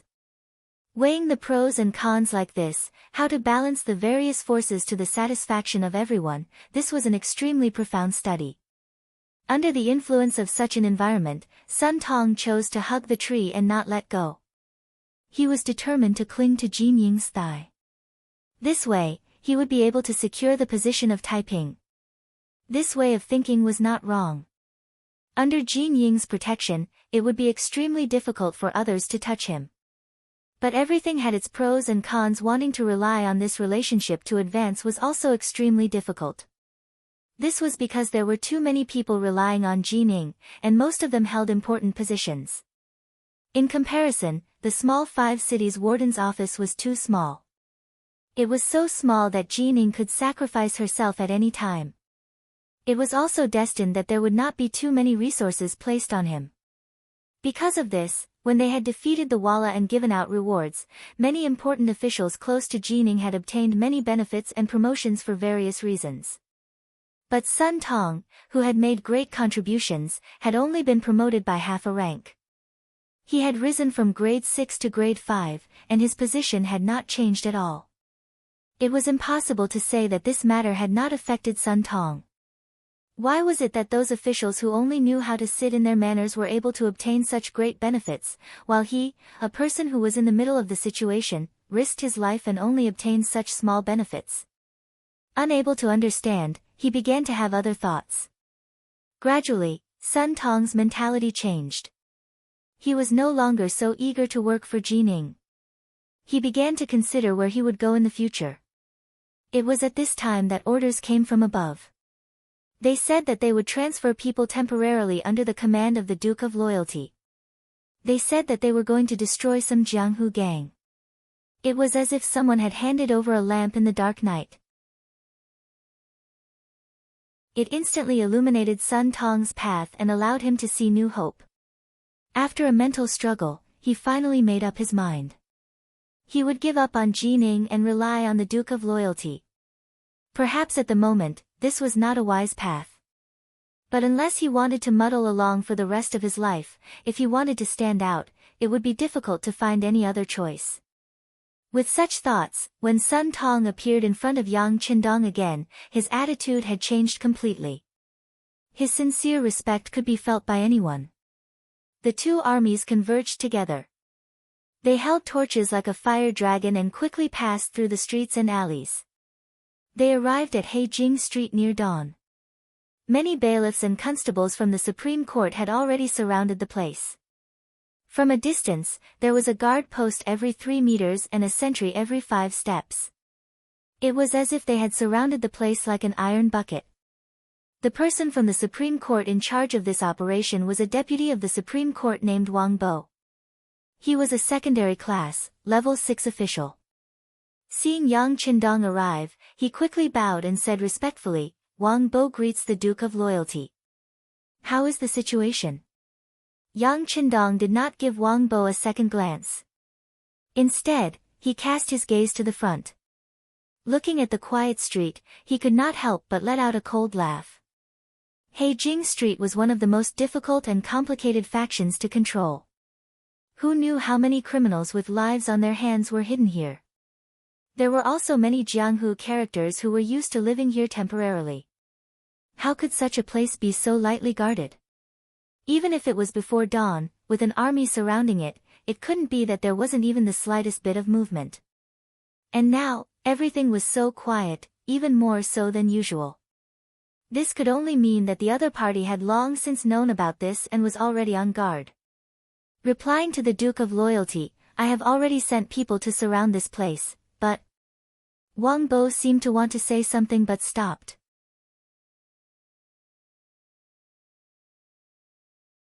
Chapter 306. But what about it? Yang Qindong originally thought that the other party would be dignified and might even ask for credit because of this. It was not impossible. Facing Yang Qindong's curiosity, Wang Bo seemed to hesitate for a moment, then said as if he had made up his mind, but according to this official's experience, these bandits should have been alerted a long time ago, or else they wouldn't have been so quiet. I'm afraid that someone else has already passed on the message. Oh. He thought that this was just an official sent by the Supreme Court, and that he was only cooperating with him on the surface to clear his relationship with him. He didn't think that he would have such knowledge. Most importantly, what he said was the truth. While Yang Qindong was puzzled, Sun Tong walked up and whispered in his ear, "This official knows this Wang Bo. He is quite capable, but because of his poor family background, he didn't have the money to send gifts to the higher-ups, so he has been ostracized and hasn't been promoted." After saying this, Sun Tong took the initiative to retreat to the side. He believed that he had explained the situation quite thoroughly. As expected, Yang Qindong nodded as if he understood everything. However, he definitely wouldn't be reassured by just a few words from others. Therefore, he continued to question Wang Bo, "Lord Wang, now that things have come to this, what do you think we should do next?" If this official is so bold, I would like to ask the Duke of Loyalty to take back the order. We will leave for now and wait for the right time to strike. Wang Bo hesitated, thinking about the huge distance between them and how to phrase his next words. But when he thought about it, with his ability, if he thought of something and made a hint, he would be overestimating himself. Now wasn't the time to play any tricks, so he might as well say it directly. This way, after expressing his loyalty, he would have no regrets about how things would develop. Wang Bo actually advised Yang Qindong to take back the order to attack. Sun Tong was startled at first, then he bluntly reprimanded, "How dare you say such things in front of the Duke of Loyalty? What are your intentions?" Even though Sun Tong was a military officer, he was still a secondary class rank 5. He had the right to reprimand Wang Bo, who was a secondary class rank 6. Most importantly, he had already gained the initial approval of Yang Qindong, so it was even more reasonable for him to say such words at this moment. I was too rash. After being pointed out by Sun Tong, Wang Bo hurriedly admitted his mistake. Yang Qindong, who was standing at the side, naturally chuckled. How could he not see that the two of them were clearly putting on a show here? Since Sun Pong had spoken up for Wang Bo before, it was clear that they knew each other and even had some friendship. At this moment, he was only saying these words to offend the other party. Wang Bo naturally knew this, so he stopped at a certain point. He quickly stopped talking and expressed that he knew he was wrong. Everyone had their own schemes, and it was understandable to use them appropriately. Yang Qindong didn't want to comment on this. Since he knew the truth, he casually waved his hand and said, "Forget it, official Wang also had good intentions." Hearing these words, Sun Tong and Wang Bo both let out sighs of relief. It was good that they weren't blamed. Moreover, hearing the meaning of these words, the Duke of Loyalty understood everything. Since it was like this, then the operation tonight could be cancelled. Thinking about it, it made sense. Originally, they were playing a sneak attack. Since the other party already knew of their movements and had made preparations in advance, there was already no meaning in talking about a sneak attack. Just as Sun Tong and Wang Bo were thinking about cancelling tonight's operation and returning without any results, Yang Qindong said with an extremely calm tone, "The other party is a bandit, we are officials. Since it is like this, how can officials be afraid of bandits? Since we have come, who cares if they have made preparations or not? This time, we can't just go back like this. Pass down the order for everyone to make preparations. We will attack in an hour." Even though he knew this, he still acted as usual. Yang Qindong's actions and decision made Sun Tong and Wang Bo both stunned. The two opened their mouths wide and wanted to say something. For example, if the enemy had received the news, would they have already left through the secret passage? If they killed their way in step by step, what was the use? Apart from losing the lives of some of their brothers, was there no other use? Or was the Duke of Loyalty also fishing for fame and didn't want to do anything with the Blackwater gang? Was all this just to save face? At this moment, the two seemed to have 100,000 questions in their hearts, but they didn't know how to ask. Yang Qindong didn't give any explanation to the two's confusion. He believed that facts spoke louder than words. Everything that happened next would naturally tell them whether what they were doing now was right or wrong. Come, bring the walkie-talkie over. As soon as his voice fell, Tiger's mane had already stood behind Yang Qindong with a black, iron-like object on his back. However, Yang Qindong didn't touch this guy immediately. Instead, he turned around and looked at the dozens of academy students he brought with him and said, "Watch carefully. What does it mean to be irresistible? What does it mean to be unable to withstand a single blow? You also need to know that sometimes, using the right method will have an effect. You need to know that in the face of absolute strength, any conspiracy or trick is fragile and useless." After hearing the Mountainhead's words, the dozens of students all opened their eyes wide and nodded. Then, they looked forward with bright eyes. At this moment, their spiritual energy was highly concentrated, as if they were afraid that they would miss something important if they weren't careful. However, after reprimanding these words, Yang Qindong had already reached out and held the walkie-talkie in his hand. Then, he said in a very firm and confident voice, Tingshan, this is number 1. Are you ready?" Reporting to number 1, Tingshan is ready and can attack at any time. "Please give your orders." At this moment, another voice suddenly came out from the metal object. This shocked Sun Tong and Wang Bo so much that they almost jumped up. It was enough to show that they were really frightened. "Okay, number 1, launch the attack. The time limit is 15 minutes. Don't stop. Begin." Tingshan Roger. The conversation ended for the time being, and there was no more sound coming from the metal object. Just as Sun Tong and Wang Bo were wondering how this thing could make a sound, a shocking scene suddenly appeared in front of them. Flames soared into the sky, and thunder roared. Torrential flames suddenly appeared in front of their eyes. The rumbling sound was like thunder from the 9th heaven falling in front of them, causing the earth to tremble. The hot air that rushed toward them seemed to be able to roast them, causing them to involuntarily step back to avoid the heat. Boom boom boom, boom boom boom. The sound of cannon fire could be heard incessantly, and one after another, flames soared into the sky. It was like the end of the world, and it was more like the heavens were angry and spitting out huge fireballs one after another. In an instant, Blackwell Street was completely submerged in flames. Sun Tong was dumbfounded, Wang Bo was dumbfounded, and the group of academy students were dumbfounded. Even Tiger Man, Leng Feng, and the others who were mentally prepared were also dumbfounded. They thought that since the young master had a card up his sleeve, he would definitely have a way to solve the problem in front of them. However, they did not expect that he would use such a direct method to bombard with the cannons. Moreover, this kind of bombardment was not the ordinary kind. After each shot, they would rest for a while. It was just like what they used to deal with the Walla cavalry. This was a bombardment of cannons. Under the continuous attacks, the entire street would probably be completely destroyed. Not even a single blade of grass would be left. Not even a single person would be left alive. In the loud sound of cannon fire, Blackwell Street in front of them became a sea of fire. At a close distance, they could even hear the miserable cries coming from inside. The people in Blackwell Street had indeed received the news in advance, and Hu Huaihai had made some preparations for this. For example, they would first divide their forces into 3 groups and prepare countermeasures. Then, they would mobilize all the Jianghu people and fugitives on the streets, telling them that the imperial court would kill them. And in order to protect themselves and preserve their last piece of pure land, what they had to do was to fight against reason and beat the invaders out. This was to tell others that this was their territory and that no one was allowed to invade, much less have any ideas about it.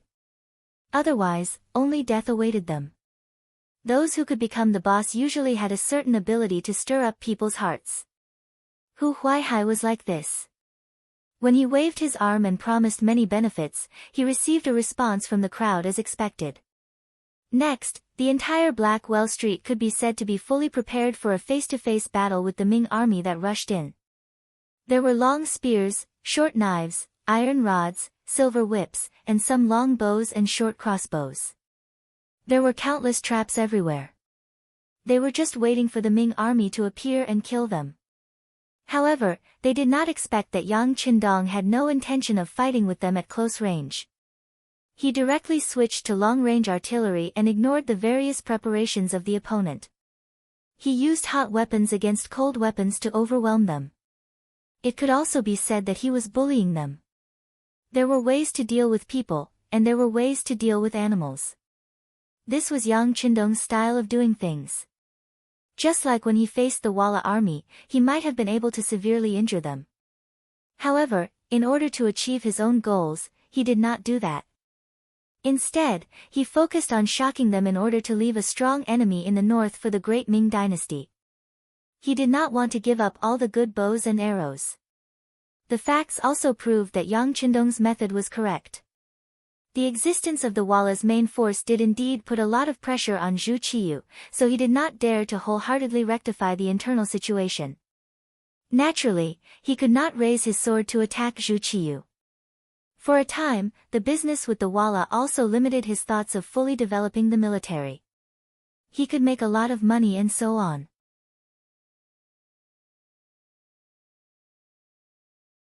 Chapter 307. He had shown mercy to the people of Walla because it was related to the overall situation. However, he would not show any mercy to these evil forces who dared to provoke him. There were no longer any commoners in Blackwell Street. Those who stayed there were either fugitives with a life or members of the Jianghu with evil intentions. They could no longer be regarded as human beings. Since that was the case, why would he need to show any mercy to them? All he needed to do was fight. Since he was ready to fight, how to obtain the greatest victory with the least cost was the problem that Yang Qindong had to consider. His opponent was so strong that he did not care about his life, especially when he had made preparations beforehand. Under such circumstances, if he just attacked blindly, he would lose many people. Furthermore, there were rumors of a secret passage. It was very likely that even if he paid the price and charged in, he might not be able to kill the main culprit. If he could not remove the root of the problem, then the danger would be even greater. At that time, the enemy would be in the dark while he was in the light. The feeling of being on guard for 1,000 days would be very unpleasant. Yang Qindong was not an indecisive person. When he could act swiftly and decisively, he would not be wishy-washy. Therefore, he directly chose to cover the area with cannon fire. Not only would he be able to beat up his opponent, but he would also be able to intimidate the other officials. He believed that after this incident, anyone who had any ideas about him would have to consider the consequences, right? Imperial City, Imperial Palace. The Earth Dragon has turned over. Quickly find a place to hide. Don't panic, don't panic. The cannon fire continued and landed on the ground. Even the Imperial Palace was shaken. Some experienced people shouted that it was an earthquake. Therefore, the entire Imperial Palace was in chaos. It was 3 or 4 o'clock in the morning, which was also the time when people were in deep sleep. The sudden tremors woke some people from their dreams and caused chaos. Even Dai Zong Zhu Qiyu, who was sleeping with a concubine in the bedchamber, was awakened by the tremors. Then, she instinctively rolled to the ground and hid under the dragon bed. Your Majesty, Your Majesty. The concubine was still shouting from the bed. Outside the door, Jining also rushed in, her voice urgent. The people in the Imperial Palace, regardless of their occupation or status, had to do one thing if they wanted to live a better life, and that was to gain the trust and recognition of the emperor. Once something happened to the emperor, these people would be like rootless duckweeds.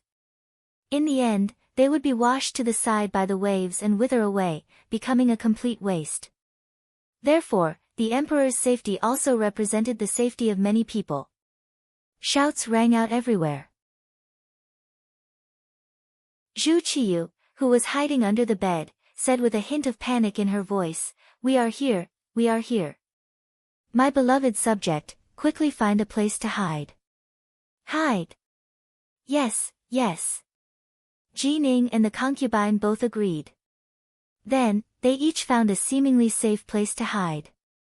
They prayed in their hearts, praying that the earth dragon would flip over quickly to ensure their safety. The ground trembled and the rumbling continued for about an hour before it finally stopped. Then, the entire palace became extremely quiet.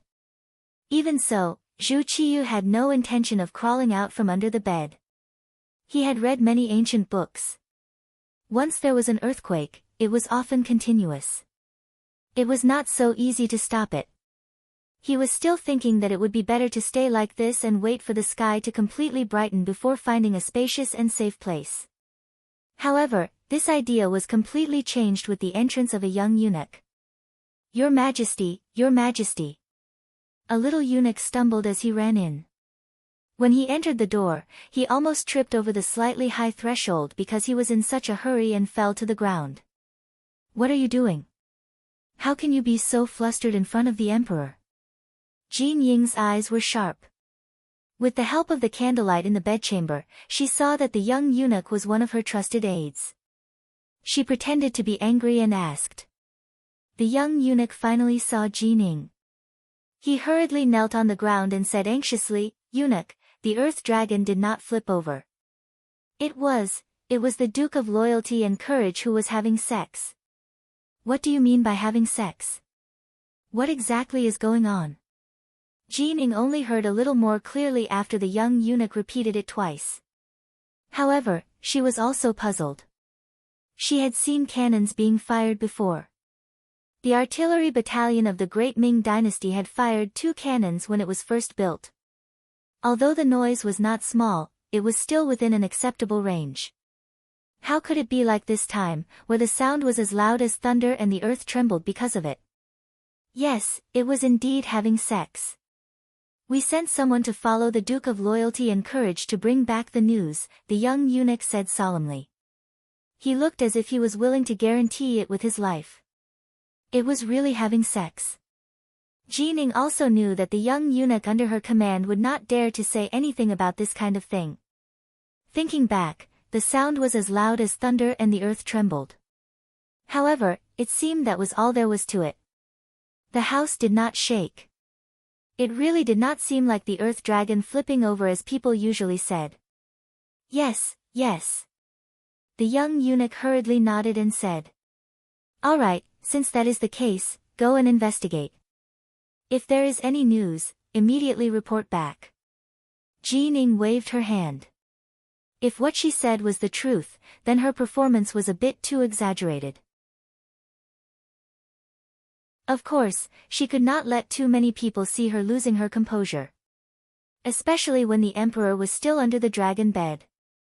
This kind of scene could not be seen by anyone else. The young eunuch accepted the order and left. Without anyone else around, Jin Ying also came to the side of the dragon bed. Then, she said in a small voice, "Your Majesty, there is something strange about this matter. I'm afraid it was not the earth dragon flipping over." "Oh, Zhen will come out now." Zhu Qiyu, who was hiding under the dragon bed, had heard the young eunuch's voice. Although he did not believe that all of this was caused by the cannons, since there was a report, it should not have been the earth dragon flipping over. Thus, it was not appropriate for him to hide under the bed. No matter what, he was the emperor of a dynasty. When Zhu Qiyu climbed out from under the bed, he first tidied up his pajamas. Then, he straightened his body and resumed the posture of an emperor. However, he had no intention of returning to the dragon bed. Instead, he began to change his clothes with the help of his concubines. The young eunuch left quickly and returned even faster. Perhaps the report from below was also fast. As soon as he changed into the dragon robe, he rushed back. However, this time, he was clearly not as flustered. Instead, he knelt on the ground a few feet away and said, "Reporting to your majesty, the people below have reported that it was indeed the Duke of Loyalty who was firing the cannons. Marquis Wokinghao has also come. He is waiting outside the palace for an audience." "Oh, the Hall of Harmony receives him." Zhu Qiyu nodded. He also had a bad feeling in his heart.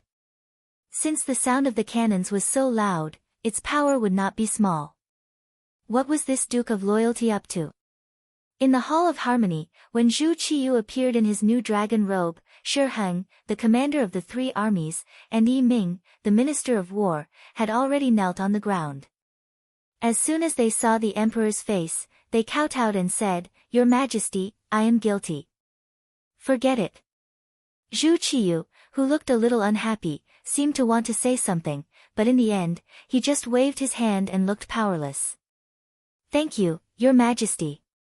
Shi Heng and Yi Ming were in charge of the army, and the other was in charge of the equipment and logistics of the Ministry of War. Now, the sound of the cannons suddenly came out like an earthquake in the city. They did not know before, so they had to bear the crime of dereliction of duty. If the emperor wanted to, it was possible that he could use this reason to replace them. In this way, they had to admit their guilt. At least they had a positive attitude. It was impossible to say that Zhu Qiyu did not have a little anger in his heart. He was the emperor, the master of the world. But when did something happen that even the master did not know about? But although he was angry, there was no better person to use. Fortunately, whether it was Shi Heng or Yi Ming, they were still loyal. Since that was the case, what harm was there in forgiving them this once? With a temper and patience that had no choice but to tolerate everything, Zhu Qiyu sat on the dragon throne with Jin Ying's help. Then, he looked at the two kneeling people in the hall with a heavy gaze. "Tell me, what is going on? And how are you going to deal with it? If such cannons suddenly fall on the imperial palace, how will I deal with it?" Zhu Qiyu could not be blamed for being so cautious. His life was already threatened. If it were anyone else, they would not be able to remain calm. When these words were asked, Shi Heng and Yi Ming both had bitter expressions on their faces. What happened tonight was indeed somewhat out of their expectations. They originally thought that the Duke of Loyalty had the support of the mercenaries and could not be underestimated. But if they really did fight, there was nothing to be afraid of. The enemy's advantage was that they had good firearms, but their disadvantage was also very obvious: they had too few soldiers. If a fight really broke out and the 150,000 recruits of the capital charged out, each person's spit would drown the enemy. At that time, no matter how advanced one's weapons were, one would not be able to escape the misfortune of being completely surrounded. It was only because the mercenaries were not to be trifled with, and Yang Qindong's existence could effectively intimidate Walla and Zhu Qizhen that there was a need to keep this person alive. This was why they had not truly fallen out with him. Tonight's matter had caused the two who had been very confident to instantly panic. They seemed to have suddenly realized that the matter was not as easy to resolve as they had imagined, and the situation seemed to have become even more grim. Putting aside everything else, just the sound of the earth dragon turning over was not something they could withstand. And if their guess was correct, this was the work of the mercenaries. Then just how many more tricks did they have that they had yet to reveal? Attributing all the credit to the mercenaries could be considered a modern AQ spirit. With this thought, they comforted themselves and hoped that the situation would not be too bad. For example, once they had a good relationship with the mercenaries, wouldn't they be able to use these powerful firearms? If that was the case, a bad thing would become a good thing.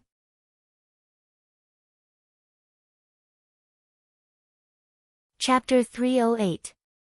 Thinking of this, Yi Ming spoke first. "Your Majesty, the power of the new cannons is so great that they should be provided by the mercenaries.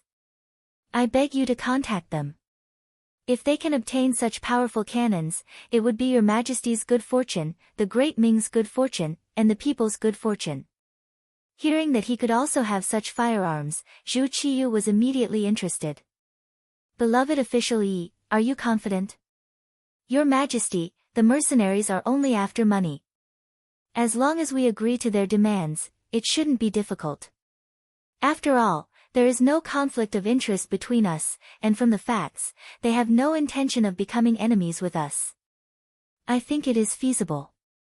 Yi Ming knew that this was not the time to hesitate, so he spoke of his speculation as reality. Good, since that is the case, beloved official Yi, beloved official Jean, I will leave this matter to the two of you. Remember, as long as the other party's demands are not too excessive, you can agree to them. Zhu Qiyu's face was bright as he spoke. He had even begun to imagine what it would be like if he had such firearms. At that time, he could first unify the Great Ming and defeat his imperial brother, Zhu Qizhen. Then, he could even personally lead an army to the Walla. The humiliation he had suffered before would be another description and praise in the history books. As for placing Jining among them, this was one of Zhu Qiyu's methods of self-protection. After all, the power of the cannons was too great, so great that it could threaten his life at any time. Since this was the case, he had to have it in his hands. Otherwise, he would not be able to sleep peacefully in the future. After Yi Ming spoke of the cannons, the kneeling Shiheng also spoke, Your Majesty, everything is ready.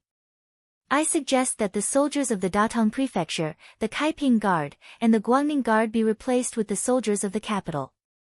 I ask for Your Majesty's permission. This is something that has already been discussed. Since beloved official Shi has mentioned it, we will immediately do it.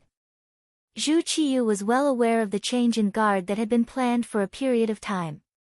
She originally wanted to wait for a while before discussing it, but since Shiheng mentioned it now, she decided to get it done immediately. Speaking of which, the change of guard this time was very confidential.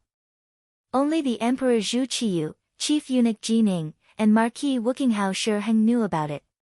Even the Minister of War, Yi Ming, was kept in the dark.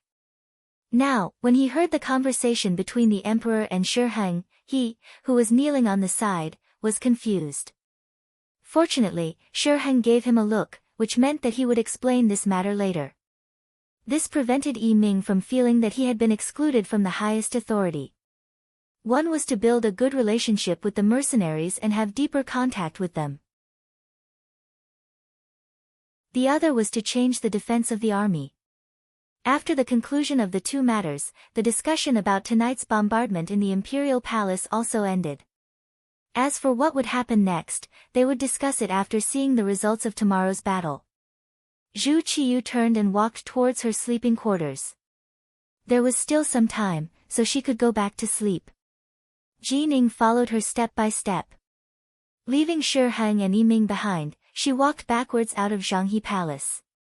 As soon as he stepped out of the hall, Yi Ming straightened his stooped body and asked curiously, Governor Shi, can you tell me more about the change of guard? Of course. Shiheng had a smile on his face. Once the guard was changed, many things would be involved. He needed the support of the Ministry of War, and there were some things that needed to be explained. Actually, His Majesty just casually mentioned it. I'm sure that Minister of Rights also knows about it. After defeating Walla, some people's reputations are too great. In addition, they saved more than 70,000 soldiers from Walla's army. Most of these people have returned to being soldiers and heroes. They are all grateful for a certain person's great kindness. Does Minister of Rights think that His Majesty can use this kind of army without worry? That's why His Majesty decided to change the guard. Yi Ming was extremely intelligent and immediately understood the crux of the matter. Once the guard was changed, the soldiers coming in were from other guard posts. They had not received the kindness of the Duke of Loyalty and Courage, so they could be used without worry. Yes. This time, the Emperor was willing to use money to change the guard, and the constant waves of conscription in the capital were even suppressed by His Majesty precisely for this reason. To tell the truth, the majority of those people who were forcibly conscripted into the army were commoners who were convinced of someone's strength. Leaving these people in the capital would be an unstable factor, so I used this chance to get rid of them, Shi Heng chuckled. So what if you, Yang Qindong, are formidable?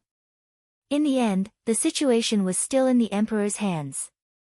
No matter how many good deeds you did and how many people you bought, once the people were changed, your reputation would gradually fade away. Yi Ming finally understood what was going on and sighed. His Majesty's move is truly formidable, taking away the firewood from under the cauldron. Right, what about the Blackwell Street matter? I was hoping that they'd cause some trouble, but it seems that we were happy for nothing. Let's drop this matter. After all, we didn't lose anything. This was Shi Heng's matter. With this voice, the two figures gradually faded into the distance, ultimately vanishing from the imperial city, returning to an hour ago. Blackwell Street. Hu Huaihai, the boss of the Blackwater gang, was sitting in a room with a secret passage. He was listening to the intelligence gathered by his subordinates. For example, the entire street had been surrounded by people sent by the Supreme Court, and a large number of officers and soldiers were swarming in this direction.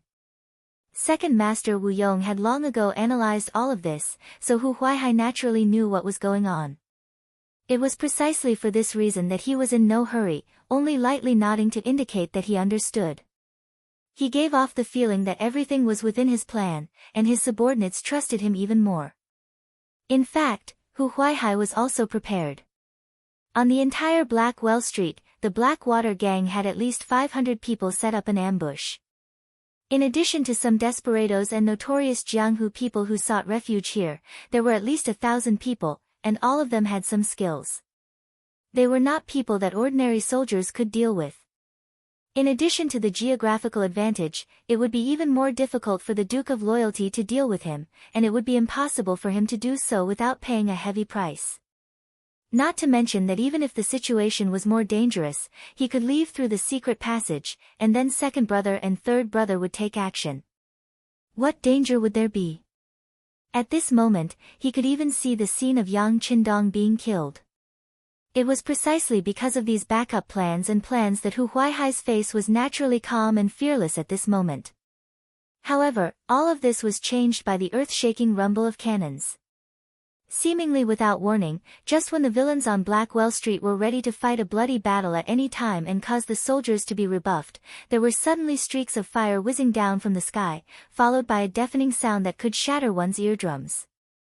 Before anyone could react and was still in a daze, wondering what was going on, powerful cannonballs landed on Blackwell Street, landing beside the villains. Then, with a sudden boom, they turned into streaks of huge air currents and flames that engulfed them one by one. The rumble of the cannonballs shattered the understanding of these villains. Just when they thought that the Ming army would launch a charge and they were waiting, the cannonballs that fell from the sky and the cannonballs that could form a radius of several feet as soon as they landed on the ground struck all of their confidence and self-esteem into nothingness. They were struck until there was nothing left, nothing at all. Even Hu Huaihai, who was waiting quietly in the room, was frightened by the sound of the cannonballs. After a full 10 breaths, he seemed to have woken up from a dream. The first thing he did was to quickly rush toward the entrance of the secret passage, thinking, "It's over, it's over, it's all over." Hu Huaihai's reaction was not slow. His body nimbly slipped into the secret passage, but in the face of this kind of aimless cannonball that completely covered everything, the so-called secret passage was not safe. This was because at this moment, a cannonball landed beside the small courtyard. The powerful shock caused a huge pit to appear in the ground. Under such power, the secret passage naturally collapsed. This boss of the Blackwater gang, who could cover the sky with one hand on Blackwell Street and even had no regard for the law, was blocked in the secret passage. Then, a large amount of dust pressed down on his body. He shouted and screamed, flailing his arms and legs, but all of this could not change the fact that he was drowned. A suffocating feeling swept through his body. At this moment, perhaps there was only one thought in his mind, and that was regret. If he could redo his life, he would definitely not choose to offend the Duke of Loyalty. The sound of the cannonball rang out, spreading far and wide. Third Master Qi Lu's group that was rushing toward the young village could not help but stop. Looking back, based on his intuition, he could tell that the cannonball should have landed in the direction of Blackwell Street. He could not help but frown, but the straightforward Third Master Qi did not intend to stop the operation. In his view, he had lost face and was actually injured in the hands of a small servant. This hatred had to be avenged. Otherwise, where would he put his face? How would he be able to establish a foothold in the Jianghu in the future? It was precisely because of this worthless face that Qi Lu did not intend to retreat even though he knew that the situation had changed. He led a total of 200 brothers of the Blackwater gang to the Yang village that was 15 li south of the capital. The outer courtyard of the Yang village. Battalion Commander Wu Sheng, who was ordered to wait here, saw huge bursts of fire coming from the direction of the capital and heard the sound of cannonballs. He said excitedly, "The young master has made his move. Next, it's up to us brothers. Everyone, listen up. Once the enemy appears, don't hesitate to beat them up. Beat them up until even their parents can't recognize them."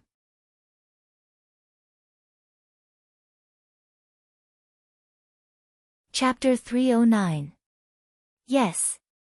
2 platoons of 60 people from Cold Vanguard answered in unison, followed by the crisp sound of gun bolts being pulled. Who knew how many times they had trained for such a battle? The Cold Vanguards were already familiar with it. Even the hands holding the guns did not tremble in the slightest. This was the benefit of being an elite. All along, Yang Qindong had been walking the path of elite soldiers. After going from the front lines to the military supply department, he knew how big the expenditure of a large army was. At that time, he was really shocked. It was not an exaggeration to say that it was an astronomical figure. It was because he knew how much money was needed to sustain an army that he had to train the most elite Cold Vanguards. Quality was more important than quantity. This was to reduce the financial losses while at the same time, they could do more things. Now, it seemed that he had made the right choice. At least the Cold Vanguards were extremely elite. On the battlefield, with advanced firearms, 1 against 10 or even dozens of people would not be a problem. This was only the strength of one Cold Vanguard. If many Cold Vanguards were to gather together, they would be able to display even more dazzling and unbelievable results. The Cold Vanguards were already prepared. They were only waiting for the enemy to appear. And as expected, the enemy, Qi Lu, really came. Along the way, they were very careful, afraid of causing a bigger commotion. Leading a group of experts, Third Master Qi was full of confidence. Although there weren't many of them, only less than 200 of them, these were people who had walked through mountains of swords and seas of fire. To them, killing people was like child's play. Once they were allowed to rush into the Yang family manor, one could imagine what kind of hell it would become. He had long heard that the Duke of Loyalty and Courage had 4 beautiful women. At this moment, Qi Lu only felt restless. He had even thought of leaving one for himself, one for his second brother, and the other 2 for his eldest brother. This should be enough to prove his filial piety. With such a beautiful but impossible wish, the group of people arrived outside the Yang family manor, on a spacious piece of land. Originally, there were some weeds here, but for the sake of a better field of vision, Ling Feng had long made this place barren. This way, if any enemy approached, this place would become the first line of life and death, restricting the enemy's approach and reaping their lives. The Blackwater gang had investigated this matter, and they even knew that this open space served as a barrier. However, in the eyes of these people who were agile and knew that wealth came from danger, no one took him seriously. If they rushed forward, they would be able to obtain riches and honor. If he couldn't charge up, he would die and his soul would disappear.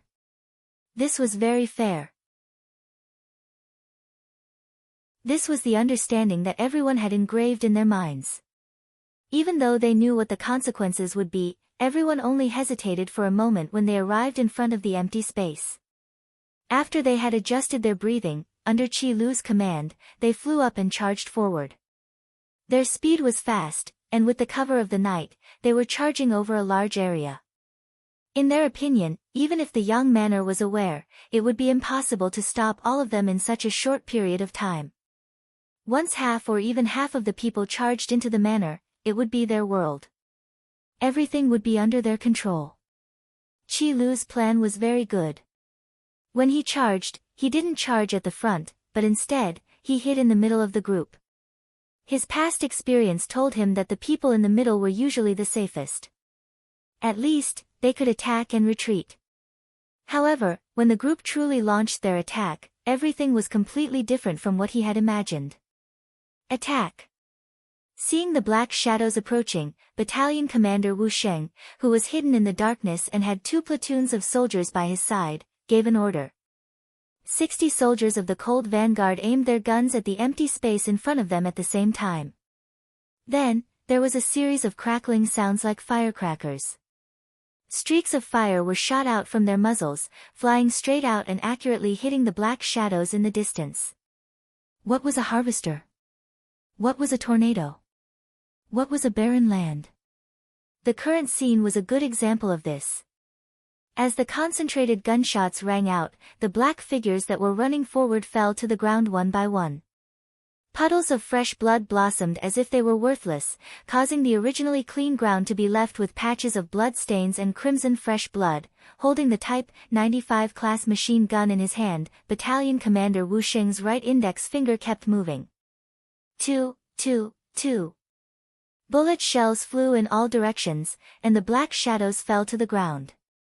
Among them, there were some whose faces were filled with unwillingness, some whose eyes widened in shock, and some who didn't even have the chance to show any expression before they fell into a pool of blood and died.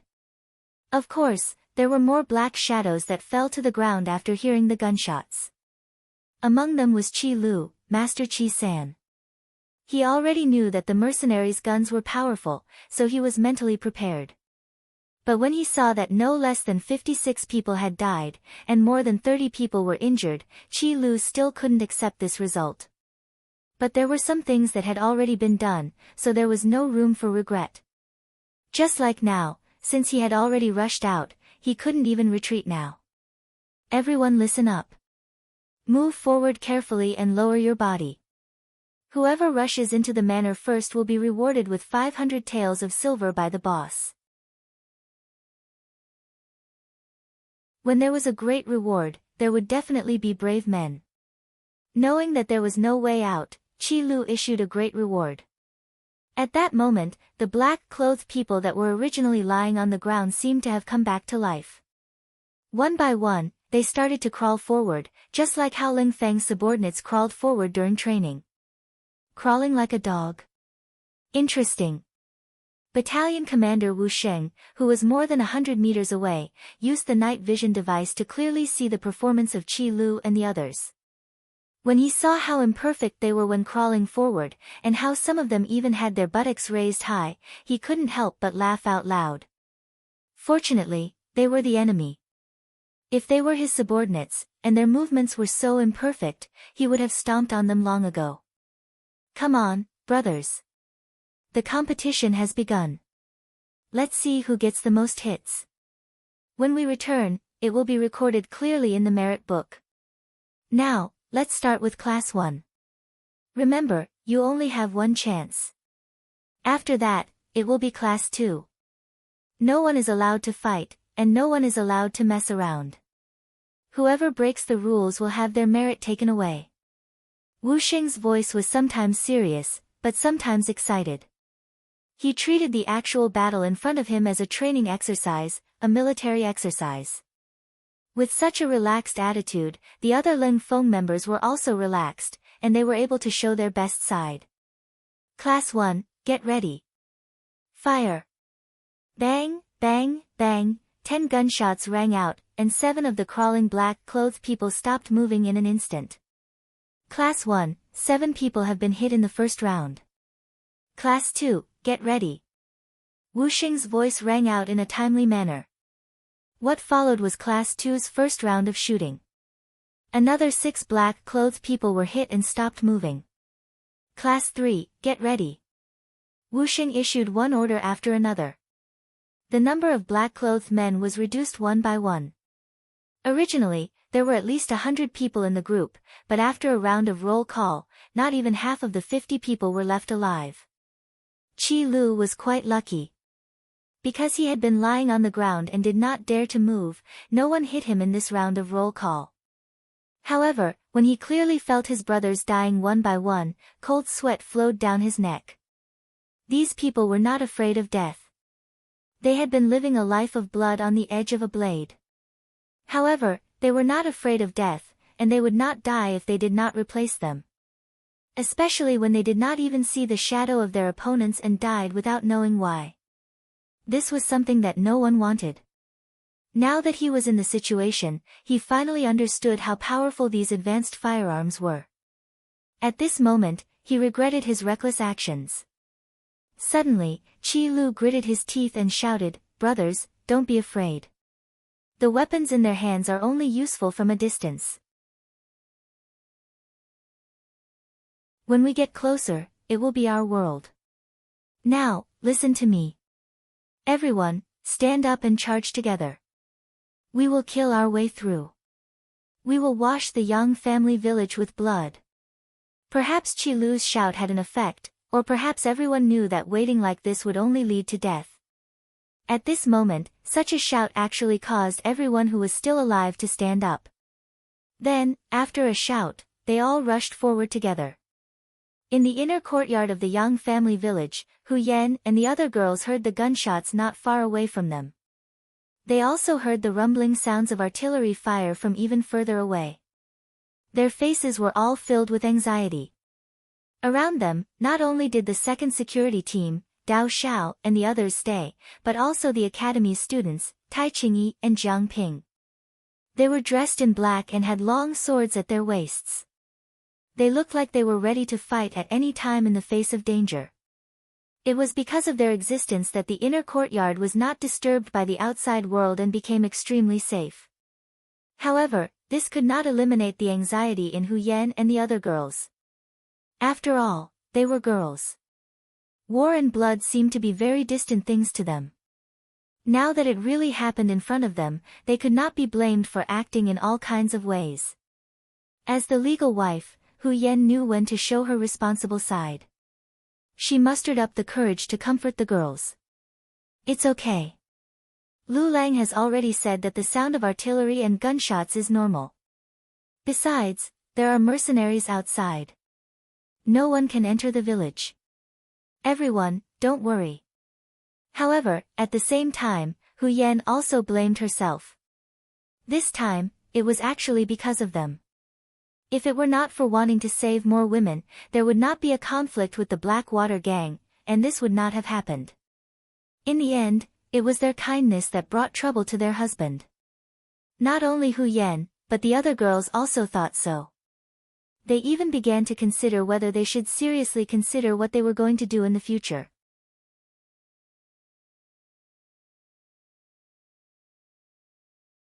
Chapter 310. In a courtyard not far from the main courtyard, Junko and Kobayashi were also looking up at the distant fire in the capital. Under the night sky, it seemed that the place had become red.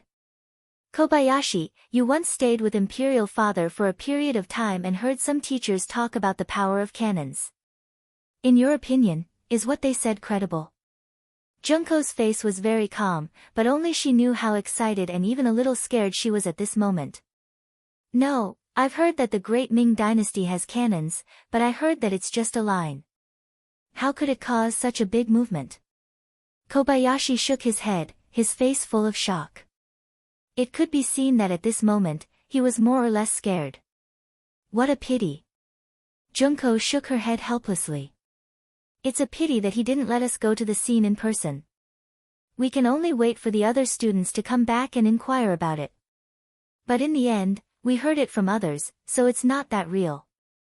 Yang Qindong didn't allow the girls to go to the scene to observe, which naturally made Junko dissatisfied.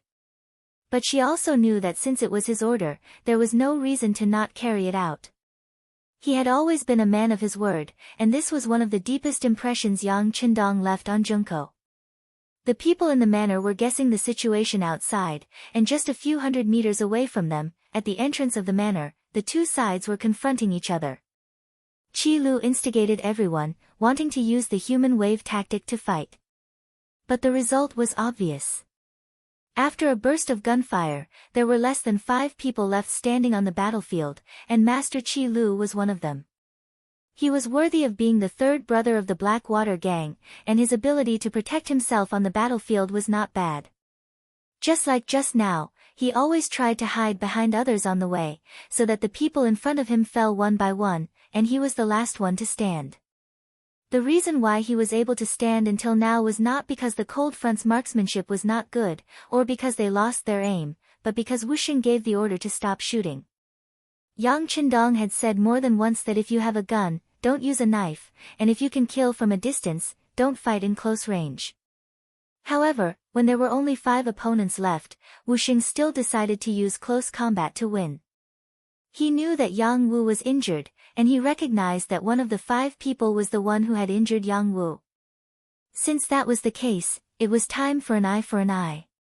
Since they dared to hurt the people around the young master, it would not be easy even if they wanted to die. You are Qi Lu. He placed the Type 95 class machine gun in the hands of a Ling Feng. Wuxing said as he walked towards the center of the battlefield with a tri-edge army knife in his hand. I am Third Master Qi. Who are you? Seeing that the other party was no longer shooting and was about to engage in close combat, a glimmer of hope appeared in his lifeless eyes. He was even considering if he could take the person down and use him as a hostage. Even if he couldn't kill his way into the Yang village, he could at least leave safely. What are you thinking? Are you thinking of taking me as a hostage? Wuxing chuckled when he saw that Qi Lu's eyes were rolling non-stop. Then, he pointed out the other party's thoughts with a single sentence. Huh? Suddenly being pointed out, Qi Lu's expression changed.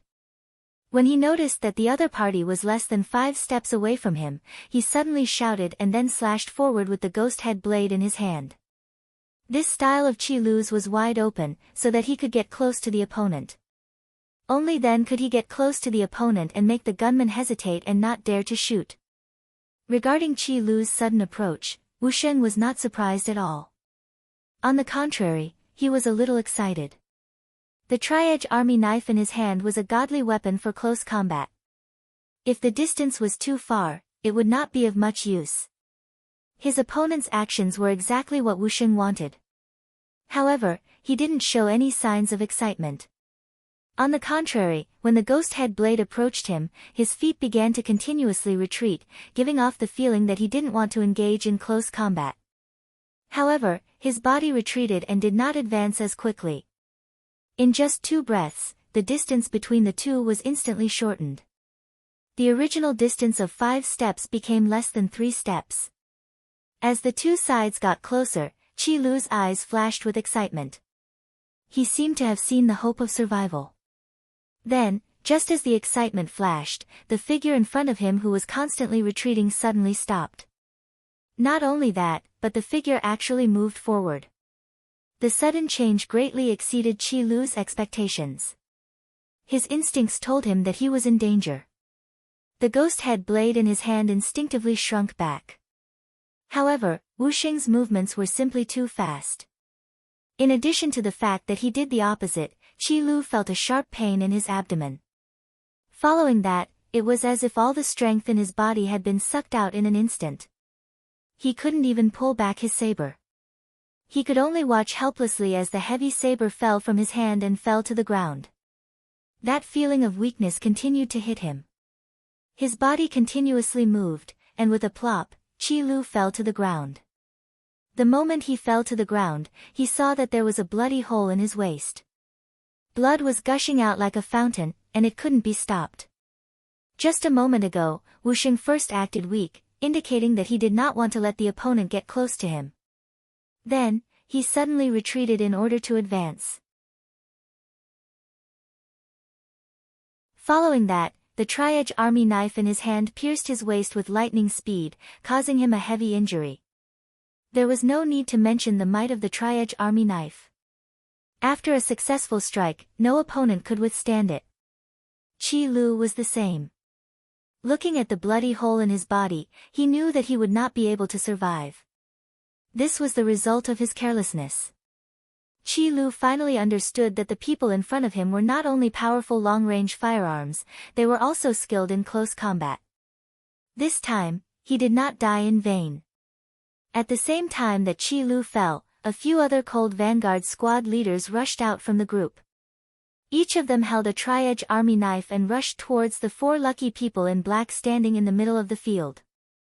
This was a very good opportunity for close combat. Obviously, no one wanted to miss it. It was precisely because everyone had such thoughts that the 4 black-clothed men each faced opponents that were twice or even 3 times their number. Their courage had already been shattered, and they could not even use half of their usual strength. Facing such an elite Ling Feng, the result was obvious. After just a dozen breaths, not a single black-clothed man was able to stand unscathed. Clean up the battlefield. Also, ask fifth brother to come out. Wu Xing said with a red face after injuring Qi Lu in one move. As for Qi Lu, who was still bleeding on the ground, he wasn't dead yet, but the feeling was far more terrifying than death. He finally understood why the other party didn't use the gun to finish him off. It turned out that the other party wanted to torture him, to watch him slowly die from excessive blood loss. The scene of flames soaring into the sky was not only seen by the people in Yangjia village. Even Wu Yong, who was leading people to ambush the Duke of Loyalty, saw it. After determining the direction, Wu Yong's heart sank when he confirmed that the source of the flames was Blackwell Street. He had calculated everything, but he did not think that the Duke of Loyalty would have such powerful cannons. Moreover, they had ignored the fact that Blackwell Street was located in the capital and fired without hesitation. Compared to other people, Wu Yong's thoughts were more meticulous. This allowed him to understand Yang Qindong's past even more clearly. It was because of this that he knew how this person had intimidated the Walla's leader, Yes Hen, and made him withdraw his troops and return more than 70,000 captives. This was the first time the words cannons had appeared in his mind. It also made him wonder if the Duke of Loyalty would use cannons to attack Blackwell Street. However, this thought only flashed through his mind for a moment, not for anything else. Because Blackwell Street was located in the capital, no matter how bold the Duke of Loyalty was, he would not dare to use such powerful cannons. On this point, Shi Tao, who had been sent by Yi Ming, confirmed that the great Ming dynasty did not find any cannons left behind by the mercenaries. Seeing all these signs, Wu Yong was finally relieved. He waited here with peace of mind, waiting for the rabbit to appear. But he never thought that the cannons would really appear. Thinking that even Yes Hen was so afraid, Blackwell Street would have been in a sea of fire. Praying that his elder brother, Hu Huaihai, would be fine, Wu Yong was even more determined to wait here for Yang Qindong. Not for anything else, this person was so bold to use the cannons. He was probably proud of himself now. In this way, the defense would be relaxed, and it would be a good time for him to attack. Wu Yong even thought that this was a once-in-a-lifetime opportunity, and he had to seize it. But he did not know that compared to playing tactics, Yang Qindong, who had lived for hundreds of years in the future, had seen and heard far more than him. Just like now, when Wu Yong was ambushing Yang Qindong 5 miles outside the city gate, Tai Hu of the Langia Special Forces was also leading his team members here. Since he had decided to attack the Blackwater gang, of course, he had to be more careful and more prepared. Therefore, Yang Qindong had been thinking about what preparations he would make if he was the opponent. Obviously, he couldn't forget to ambush them halfway. Thus, he left this matter to Tai Hu. Even in the cold front, Tai Hu was an elite existence. Tai Hu, who had accepted the task, first began to search the city. After all, from the Yongding Gate to Blackwell Street, one had to pass through many streets.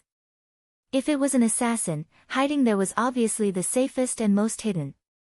With this thought in mind, Tai Hu began to search after Yang Qindong entered the city. Unfortunately, he did not find anything. Even when he reached the city gate, he still did not see any danger.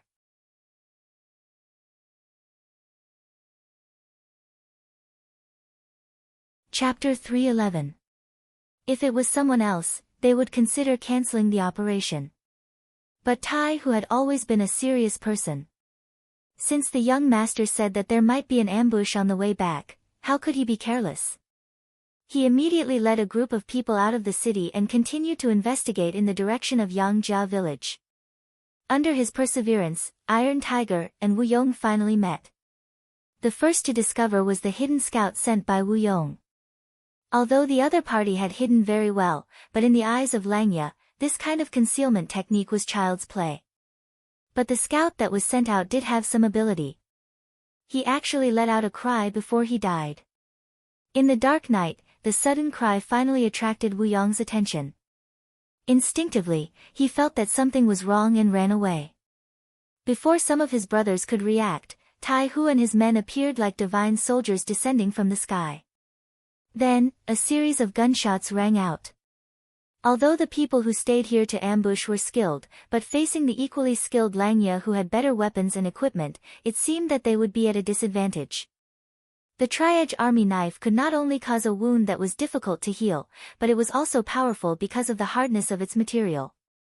When the user was strong enough, and the battle between the two sides started with an explosive battle, it could easily break ordinary weapons like swords, spears, swords, halberds and so on. Imagine, after a confrontation, one side's weapon broke into two. What kind of consequences would that cause? Wu Yong's advantage in terms of weapons and his sudden appearance caught the other party off guard.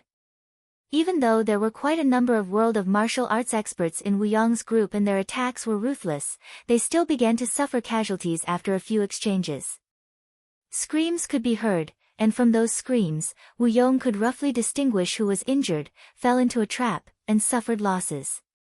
As for someone finding him, to be honest, Wu Yong had thought about this before, but it was just a fleeting thought in his mind. He had investigated Yang Qindong. Although this person's methods were powerful, but he also had a big shortcoming, and that was that there were too few people he could use. Although this time the Supreme Court and the soldiers of the 5 cities military office would assist him, but what could they do to the Blackwell general? What could they do to the Blackwater gang? That would truly be a joke. At the end of the day, if they were to really fight, the most mysterious mercenary group would probably be the ones to lead the Duke of Loyalty.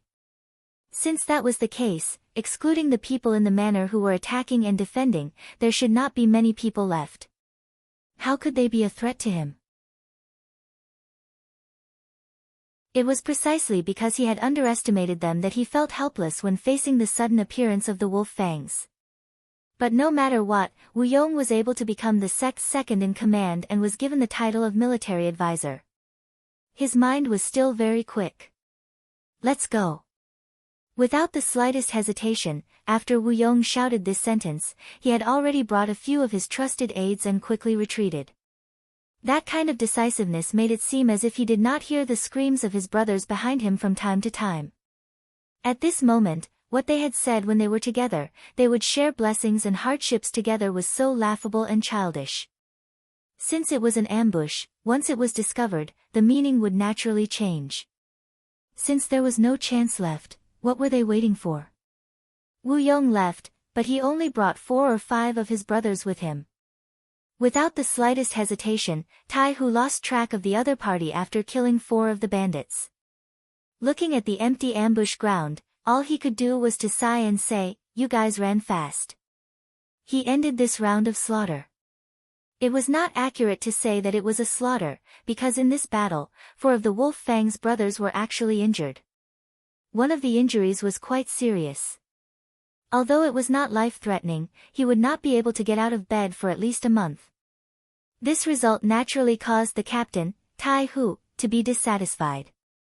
However, he also knew that although the Wolf Fangs were the elites of the elites, the strength of the opponents this time was not weak. Moreover, the number of people was several times their own. In addition, they had more training than actual combat, so the opportunity to face off with a blade like this was still too little. But fortunately, as long as no one died, after experiencing today's events, presumably once they recovered and returned, their strength should be on another level. The Wolf Fangs were unprepared, but still suffered some injuries. It was conceivable that if they suddenly appeared, it might really threaten Yang Qindong's life. Speaking of Yang Qindong, at this moment, he was standing on Heijing Street, commanding the bailiffs, constables, and soldiers of the 5 cities' warden office to clean up the battlefield. They originally thought that this would be a bloody battle. Whether it was the Supreme Court or the 5 cities' warden office, the soldiers who participated in this operation were all nervous. Although they knew that the leader this time was the military god, when they thought of the various deeds of the Blackwater Gang, it was impossible to say that they were not at all afraid in their hearts. As a martial artist, fame was originally obtained by risking one's life. If one wanted to climb up, it was impossible to not pay a price and even not take risks. Therefore, some people who thought that they had some skills thought that this might be a good opportunity for them to perform. No matter what kind of mentality they had, what they did not expect was that in the end, Yang Qindong would use this method to solve the problem. The roar of the cannons shook the sky, and the entire Heijing Street fell into a vast sea of fire. It was a completely one-sided attack. What originally seemed to be a very difficult thing was done so easily, which shocked everyone and made them speechless. This was an open scheme. It was an open and above-board method of attack. In this way, the problem was solved and the bystanders had nothing to say. Not only were the bystanders speechless, even the students of the Yang Academy who came to observe this time were dumbfounded at this moment, and their jaws dropped in shock. Before the fight started, some of the students wanted to show off their martial arts skills and test their skills in martial arts that they had learned during this period of time in the academy. The headmaster said that practice was the only standard to test the truth. They were looking forward to a good test. Although they were excited, they were also a little nervous. For example, they knew about the chaos in Heijing Street, and that the Blackwater Gang was made up of desperados. Once they fought, there was a possibility of injury or even death at any time. However, out of trust in the headmaster, Yang Qindong asked them to come, so he should be prepared. But they never thought that it would be such a preparation. They were simply here to watch a show, and there was no chance for them to do anything. It was not accurate to say that they were here to watch a show. Just as the soldiers of the Supreme Court and the 5 cities' military office began to clean up the battlefield after the bombardment, they also moved. This was also the headmaster's order. He gave each of them a sharp knife, and asked them to go in and see if there was anyone who was not completely dead. When the time came, they just needed to finish the job. As for the people who could live here, Yang Qindong had no mercy at all. Killing was killing, there was no need for a trial at all. Every student was followed by one of Leng Feng's brothers. This was also a way to ensure that nothing would go wrong. These people had been learning from him for a few months, and they were all outstanding people in all aspects. It would be a pity if they were killed like this. With the cannons that were so many years ahead of this era, there were too few people who could survive.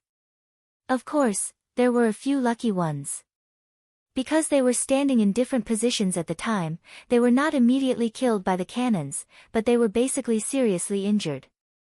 When the cleaning up battle began, these so-called lucky ones could announce the end of their lives. The cleaning of the battlefield was very fast. The sky had just brightened, and in just 2 hours, everything was over. They also found a few secret passages, and in one of them, they found the body of the Blackwater Gang's boss, Hu Huaihai. Even when this person died, his eyes were not closed. Instead, his eyes were wide open like copper bells, as if expressing the shock and indignation in his heart. With Hu Huaihai dead, the Blackwater Gang was like a dragon without a leader. In a way, it could be said that the Blackwater Gang was completely destroyed. Next, there were some small fries who were lucky enough to survive, but it would be difficult for them to cause any trouble. At this point, this battle could be said to have reached a perfect conclusion. The only fly in the ointment was that Wu Yong ran away. Just a moment ago, 2 pieces of information from the Intelligence Bureau were sent over. One was that Qi Lu brought people to attack the Yang village but failed. They were completely wiped out by Wu Sheng, who was waiting for him there. The other was about Wolf's Fang. According to the previous arrangement, they searched all the way and really found the ambushers. They killed most of them, but the second in command, Wu Yong, who was known as the Star of Wisdom, ran away. There was a fish that escaped the net. Yang Qindong finally felt a trace of imperfection. But considering that the Blackwater gang on Blackwell Street had been destroyed, it was not a big deal that one person escaped. While ordering the Security Bureau to continue to track the whereabouts of this person, he turned his gaze to other directions. This time, he used the mysterious cannons to cleanly solve the problem of the Blackwater gang. It was satisfying, and presumably, it would also frighten some people. Next, they would definitely have some reaction, but he did not know what they would do. In the throne room, the court meeting was going on as scheduled. Compared to the past, many of the officials' expressions were slightly more serious. Last night, the rumbling sound of the cannons was like an earth dragon turning over, and no one could ignore it. In the morning, many of the courtiers found out what had happened. Some of the bolder courtiers even took a detour to Blackwell Street. What they saw was a messy and chaotic scene. Yesterday, it was still a strategically advantageous situation, but today, it had become a scorched earth. Occasionally, some places were still smoking after the fire. This scene was deeply imprinted in their minds, making them feel the horror of the Duke of Loyalty again.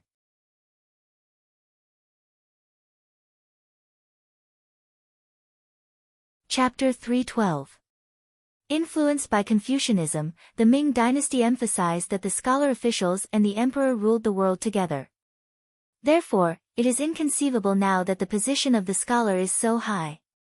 The status of scholars was very high, so there were even more people who flocked to them. Talents emerged in an endless stream, and there was a situation where one person appeared after another. It was precisely because of this that no one could stand high and mighty forever, and no one could fight against everyone with their own strength. But now, there was a Duke of Loyalty. He could make clouds and rain with a flip of his hand, and he did not put everyone in his eyes. He paid attention to doing things his own way, and he was supported by powerful financial resources and military force. His existence naturally became an alternative, a force that opposed Confucianism and the imperial power. Yang Qindong alone occupied one side of the three-legged tripod. This kind of oppression made many people feel very uncomfortable. Everyone had always paid attention to the fact that they were all high and mighty, but they were all controlled by others. Only in this way could there be a balance, and everyone could live a good life. And if anyone violated the rules of the game, even the current emperor could be overthrown. At worst, they could find a suitable and obedient person who knew when to advance and retreat to be a substitute. It was like Zhu Qizhen had an accident, and Zhu Qiyu had quickly replaced him. Even the emperor could be replaced. This was where the scholar officials' confidence came from. This was also the reason why civil officials were higher than military officials. However, the appearance of Yang Qindong broke all these rules. It could be imagined how many people were dissatisfied and voicing their opinions. It happened so suddenly that no one showed it in today's court meeting. Everyone seemed to be thinking about how to unite to suppress this new Duke of Loyalty after going back. But before these people could do anything, the military commander-in-chief among the officials, Marquis Wukinghao Shiheng, suddenly walked out of the crowd and said loudly, "Your Majesty, the new army has been recruited and arranged into an army. In order to increase their combat strength, this subject suggests that they be swapped with the soldiers of the Datong Manor, Kaiping Guard, and Guangping Guard. This way, they will be able to show their loyalty to the emperor by guarding the borders. At the same time, they can also be trained to become qualified soldiers in the shortest amount of time." "I second that." Yi Ming, the Minister of War, stood out and echoed Shiheng's words. The sudden words of the two second-rank officials, one civil and one military, immediately caused the officials to whisper to each other. As long as one wasn't a fool, anyone could see that this had been planned long ago, and had even been tacitly approved by the emperor. When they thought about what had happened in the early hours of the morning, everyone was suddenly enlightened. The so-called changing of the guard, transferring the army guarding the border to the capital, was probably the emperor's counterattack against the Duke of Loyalty and Courage.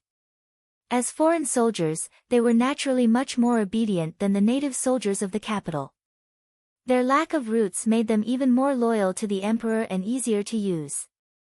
Of course, the important thing was that they were rather unfamiliar with the name of the Duke of Loyalty and Courage. They were far less inclined to believe in the Duke of Loyalty and Courage than the able-bodied men of the capital. If they were replaced with soldiers, the war god's influence in the army would be greatly reduced. In this way, the emperor would have a much better chance of success if he wanted to make a move. Some of the officials couldn't help but shift their expressions. Was the emperor really planning to move against the Duke of Loyalty and Courage? If this had happened a few days ago, even if Zhu Qiyu had wanted to move against Yang Qindong, some of the officials would have tried to persuade him against it. After all, the Duke of Loyalty and Courage was a meritorious subject, and he could not be lightly moved without a good reason. At the same time, this was also for himself. Once he made a great contribution, what use would there be for others to move against him? But what had just happened showed just how frightening Yang Qindong was. In the face of such a subject, there was no master who would not feel threatened. Thus, it would not be excessive to think of ways to strike and even eradicate him. In the crowd, even the Minister of Rights, Hu Chang, and the Minister of Personnel, Wang Zhi, had furrowed their brows for a moment, but they quickly regained their calm and composed expressions. It was true that Yang Qindong's actions had shocked everyone, and it was also true that even the emperor had been shaken. But the two of them did not believe that they would move against this person right now. It was said that the bow should be put away after the birds had flown, but the problem was that this was not the time yet. Whether it was Zhu Qizhen's regime in the south or the Walla in the north, they had not yet been dealt with. If they moved against Yang Qindong now, no one knew what kind of ripple it would cause. No matter how dissatisfied Zhu Qiyu was, he did not dare to move recklessly at this moment. For no other reason than the fact that he could not bear the consequences. Without Yang Qindong, the Ying sect in the south could attack at any time, and there would be no buffer between the brothers. Without Yang Qindong, the Walla in the north could attack once more, and his current strength would not be enough to stop them. Just these two conditions alone were enough. Zhu Qiyu probably also saw this point, so he only made adjustments to the troops. This was also a disguised warning to Yang Qindong that he should not go too far. Otherwise, the Ming army, which had no influence on him, could attack him. Although both sides might suffer losses, no one would be willing to bear such an outcome. Speaking of which, this was just a way to check and balance each other. Since the emperor had done this, it proved that he had no intention of falling out with him, and there would not be any danger. Hu Chang was Hu Yan's grandfather, and now that he had a marriage alliance with the Yang family, if something happened, he would not be able to escape responsibility. Wang Zhi was Wang Xi's grandfather, and his favorite grandson was studying in the Yang Qindong Academy. He had become one of Yang Qindong's students, and it was said that he was a very important student. In this way, with the title of master and disciple, many benefits were naturally tied together. The tie between benefits and family made it impossible for the two ministers to ignore everything that had happened. They even wondered if they should persuade Yang Qindong to keep a low profile. Of course, the most important thing was, what did the youngest and most daring Duke of Loyalty want to do? What did he want? In the court, with the advice of a governor and a minister, and the emperor's permission, the matter of transferring troops was quickly settled. Next, it would probably be to use money and manpower to do things. It seemed that the way of war was an important matter for the country. But because of the bombardment on Blackwell Street last night, it seemed that everyone was unable to concentrate, so no one really took the matter of the Ministry of War to heart. Of course, it was not that they did not take it to heart, but that they could not concentrate. But there were still some people who thought too much, such as Hu Chang, Wang Zhi, and the newly appointed left assistant minister of the Ministry of Justice, Su Yozhen. Nothing that happened in the court could be kept a secret. Often, when the higher-ups just made a policy, the people below would soon know about it. Perhaps this was one of the characteristics of the court. Yang Qindong learned about this matter not long after the morning court. At this moment, he was standing at the place where Wu Yong had ambushed him. The captain of Langia, Tai Hu, was very sensible. He even caught two people alive. He managed to pry Wu Yong's name and identity out of their mouths. Wu Yong. Shuebuo Yangshan. When he heard this name, Yang Qindong's face flashed with an indifferent smile. Then he threw this name aside. Arrange for the security bureau to do their best to investigate this person and arrest him. After saying this, Yang Qindong returned to the luxurious and comfortable carriage. As soon as he got into the carriage, he closed his eyes and rested. He did not sleep last night. This way of closing his eyes was just another way of resting. In his previous life, in order to complete a task, it was normal for him to not sleep for several days and nights. But closing his eyes now was just a kind of nap. In truth, he was thinking more about the matter of changing the guard. He had defeated Walla, become the war god, and rescued 70,000 captives. Yang Qindong held an extremely important position in the hearts of the Ming army. This could be seen from the fact that every time Yang Qindong entered the city, any soldier who saw him would stand at a distance and bow. It was precisely because of this that the matter of changing the guard had occurred. Shi Heng had even intentionally captured many able-bodied men from the capital, breaking up many families for this purpose.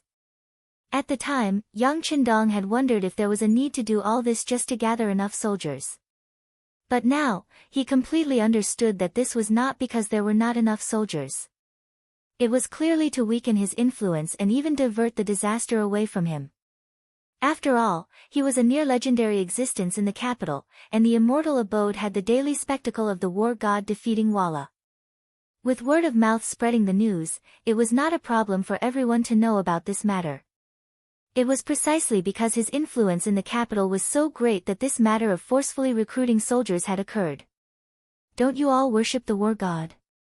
Very good. Then I'll capture all of you and send you to the border. Let's see how your war god will save you. This was a method of removing the firewood from under the cauldron. By doing this, not only would it weaken Yang Qindong's influence in the capital, if someone were to guide him, they would even blame this terrible situation on Yang Qindong. One could even say that if not for this person, no one would have been forced to join the army, and they would not have had to leave the capital. If Yang Qindong's predictions were correct, this sort of manipulation of public opinion would be detrimental to him. If he didn't even have this sort of method, neither Shi Heng nor Yi Ming would be able to gain the emperor's favor. But these were just minor tricks. Putting aside the fact that they might not be able to affect Yang Qindong, this method was wrong in the first place. From start to finish, his goal had not been to expand his influence from the capital, but to encircle the cities from the countryside.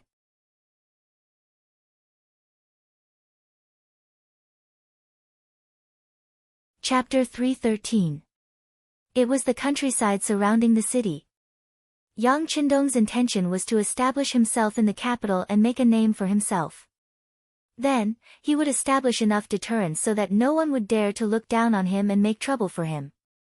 It seemed that he had done enough of these things. Whether it was defeating the Walla army, beating up the Japanese envoy, or bombarding Heijing Street, no one would dare to try anything behind his back.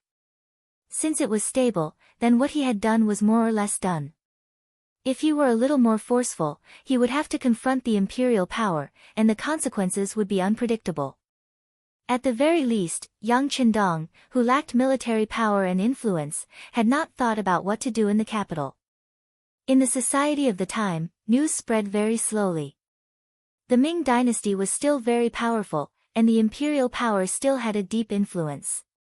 Changing all of this was not something that could be done in a single day.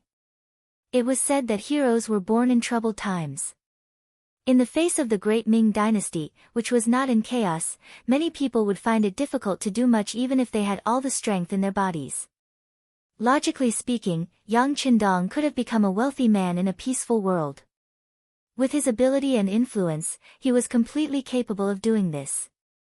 After all, no one could hold such an important position in the hearts of both Zhu Qiyu and Qi Zhen. But since he had come to this world and knew what would happen in the future, Yang Qindong did not want to see his descendants being bullied and trampled on by foreigners. He wanted the health of his descendants, the moment when the Han people reached the apex of the world. With such a grand dream, how difficult would it be to put it into practice? In the future, even if one was rich enough to rival an entire country, it would still be impossible to achieve this goal. With the development of communications and the binding of interests, every action of any country was equivalent to living under a magnifying glass. If any country wanted to do something out of line, they would become the enemy of the world. Any country that was too strong could be labeled as a hegemon. But this was not the case now. With the lack of information, there were even cases where people did not know of each other's existence.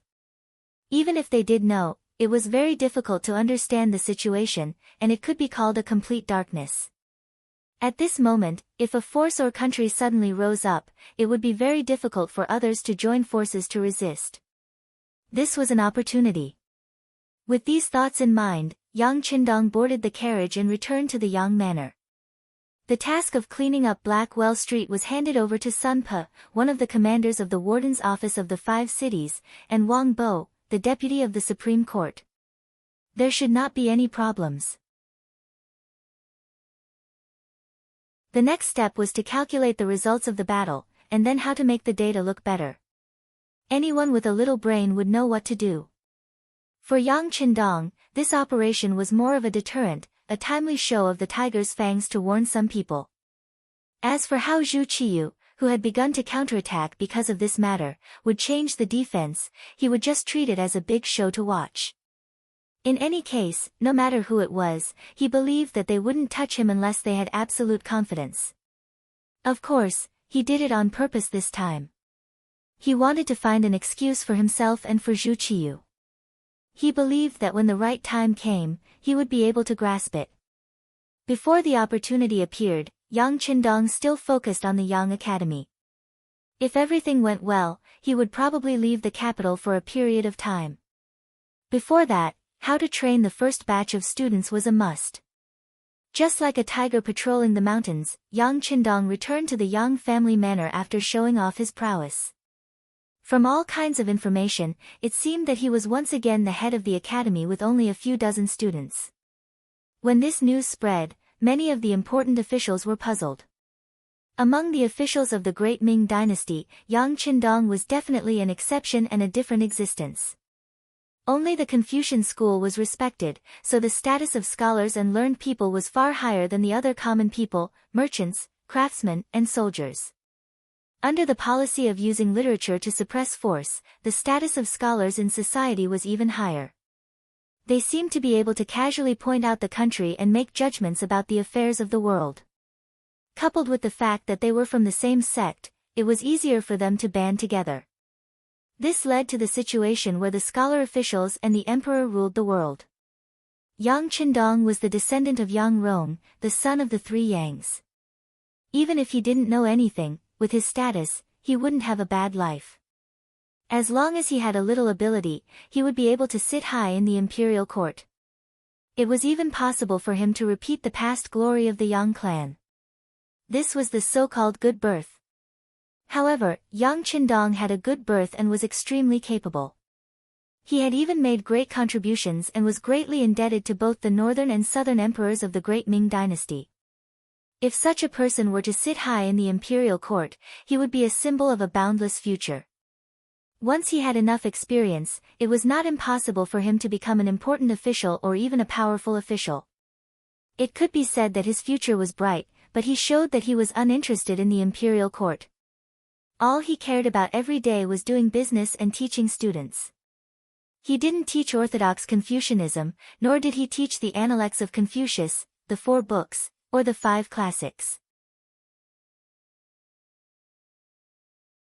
Instead, he included magic, chemistry, physics, geography, and other things that were called unorthodox at that time. Under the rule of Confucianism, the status of merchants was very low.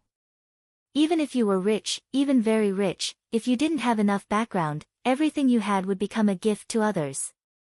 This was the reason why many famous merchants would still be very respectful when facing aristocratic families who were far less wealthy than them.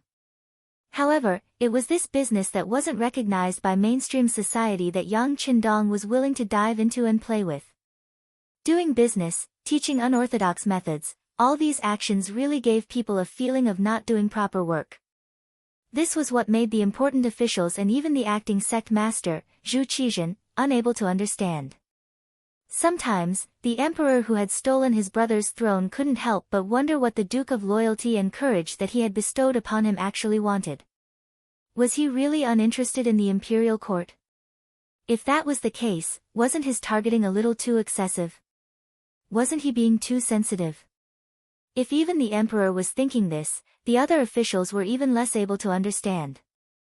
As the one being suspected, Yang Qindong didn't seem to care about what others thought.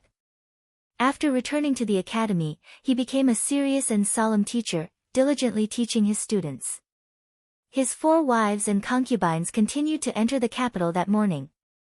Those who were practicing in the immortal abode and those who were taking in the women on the streets were still doing so. It was as if they were completely unaffected by the bombardment, as if the incident at Blackwell Street had never happened. It was precisely this seemingly ordinary behavior that left everyone scratching their heads in confusion. After thinking about it for a while, everyone turned their attention back to their own matters. Although the bombardment in the middle of the night was still there, it was only aimed at Blackwell Street. Since it didn't have anything to do with them, they naturally went back to what they were doing.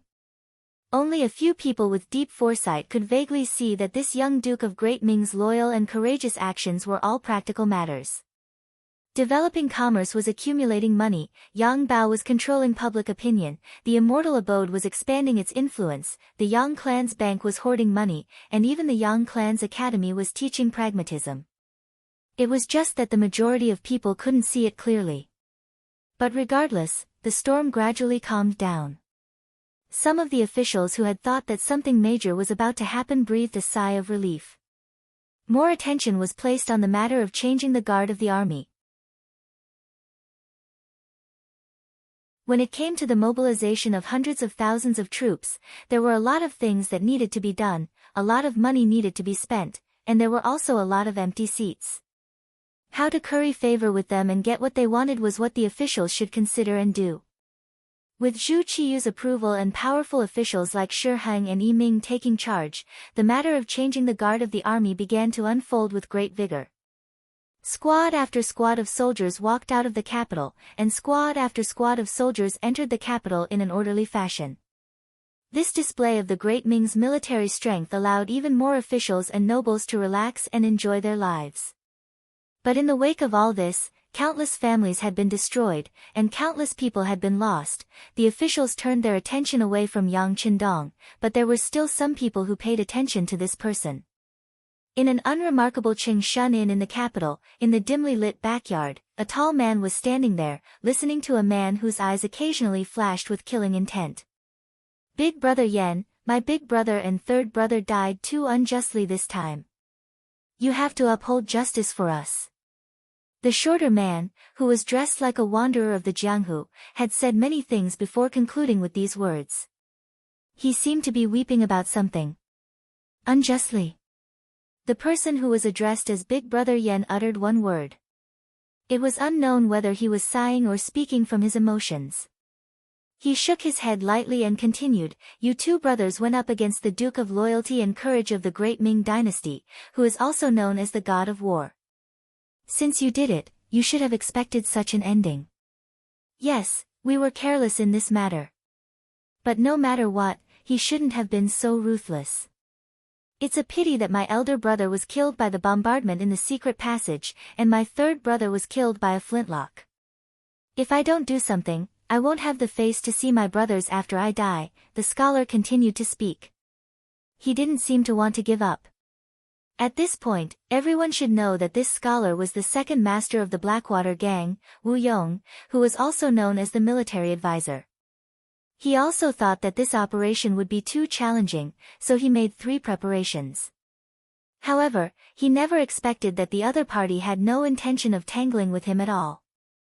Instead, the other party used an advanced firearm and ended everything with a single push.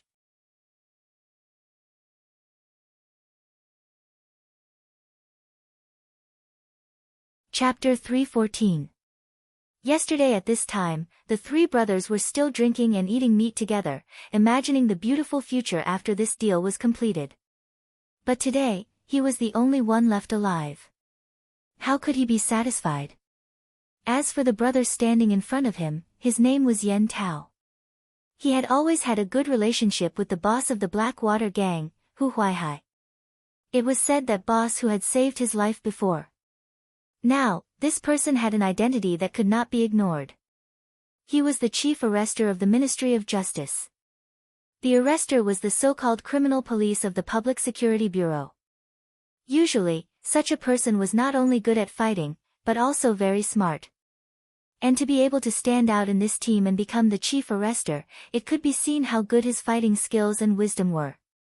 Even in this environment where officials and nobles gathered in the capital, the identity of the chief arrester of the Ministry of Justice was also well known and could not be ignored.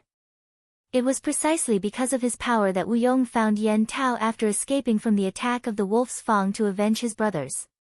Of course, this time his opponent was Yang Qindong. Wu Yong knew that it was not realistic to only rely on the previous kindness to persuade him. So when he asked Yen Tao to come out, he also made another preparation, which was to give him a big gift. In this world, living was nothing more than living for nothing more than a mouth. Under this condition, how to live a better life, more face, and more status would become a higher level of pursuit. People like Yen Tao naturally had face and even some power. But because of the importance of his position, there were many people who had their eyes on him. There were not many ways to live a more luxurious life in terms of money. Wu Yong saw this point, and this time, he used it as a breakthrough point. Seeing that Yen Tao did not agree to avenge his elder brother and third brother, he gritted his teeth and said, "Big brother Yen, as long as you can avenge my elder brother and younger brother, the Blackwater gang is willing to give you all the benefits that we have accumulated over the years." Hearing the benefits, Yen Tao seemed to be confused. But the fast twitching of the corner of his eyes was still noticed by the clever Wu Yong. "That's right. It's the gold and silver that we've plundered over the years. Adding it all together, it's about 800,000 taels. As long as we can take revenge, all of this will belong to Brother Yen."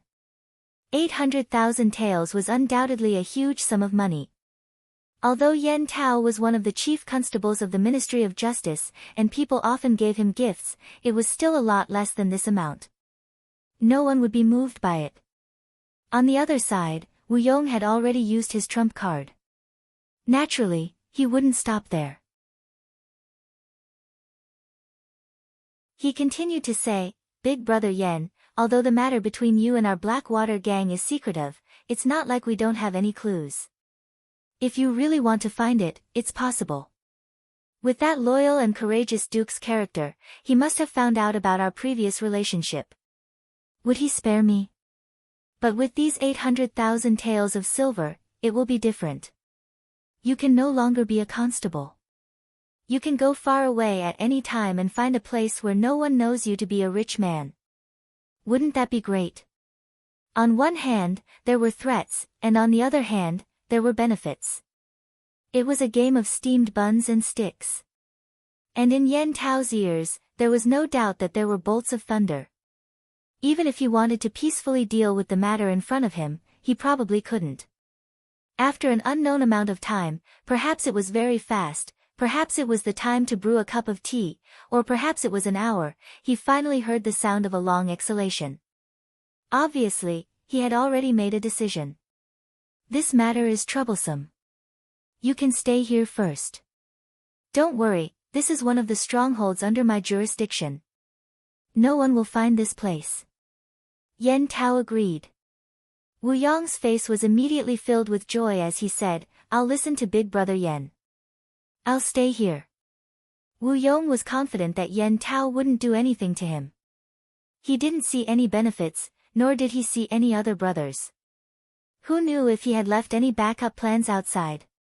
Once something happened, his relationship with the Blackwater gang would be exposed to the world. Relying on this, Yen Tao naturally didn't dare to have any devious thoughts. Even if there was one, it could only appear when he killed Yang Qindong and got the money to escape to the end of the world.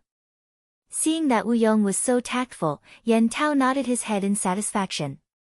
"But since we have to make preparations, we can't do without the silver taels. Don't worry, Big Brother Yen. I'll arrange for someone to send the silver taels over tonight. Is 400,000 taels enough? It's enough. Yen Tao happily replied. In a sense, these 400,000 taels of silver were taken from the 800,000 taels that he deserved. According to the rules of the martial arts world, he had to collect half of it as a deposit. From the looks of it, Yen Tao was really prepared to help. After discussing the matter and appeasing Wu Yong, Yen Tao left Qing Shun Inn. However, he didn't go in the direction of the Ministry of Justice. Instead, he walked a few rounds on the streets as if he was bored. After confirming that no one had seen him, he went in the direction of the Yu residence. Yu Shiyue, the current Minister of Justice, was deeply trusted by the current emperor. He should have had a bright future and limitless glory. However, because of a conflict with the Duke of Loyalty, Yang Qindong, his grandson, Yu Xiong, was sentenced to death. His eldest grandson, Yu Yuanbi, also suffered in prison. In addition, Su Yozhen was assigned to the Ministry of Justice as the left assistant minister, with the intention of replacing Yu Shiyue. The Yu residence, which was supposed to be bustling with people and carriages, became much quieter. After all, he was still the Minister of Justice.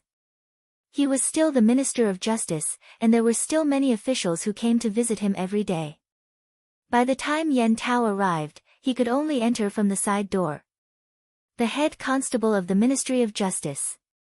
It sounded like a very prestigious title, but in the minister's residence, it was just a small official. If Yen Tao wasn't someone who was promoted by Yu Shiyue and had come to the Yu residence before, and the gatekeeper knew him, it would be difficult for him to enter through the side door.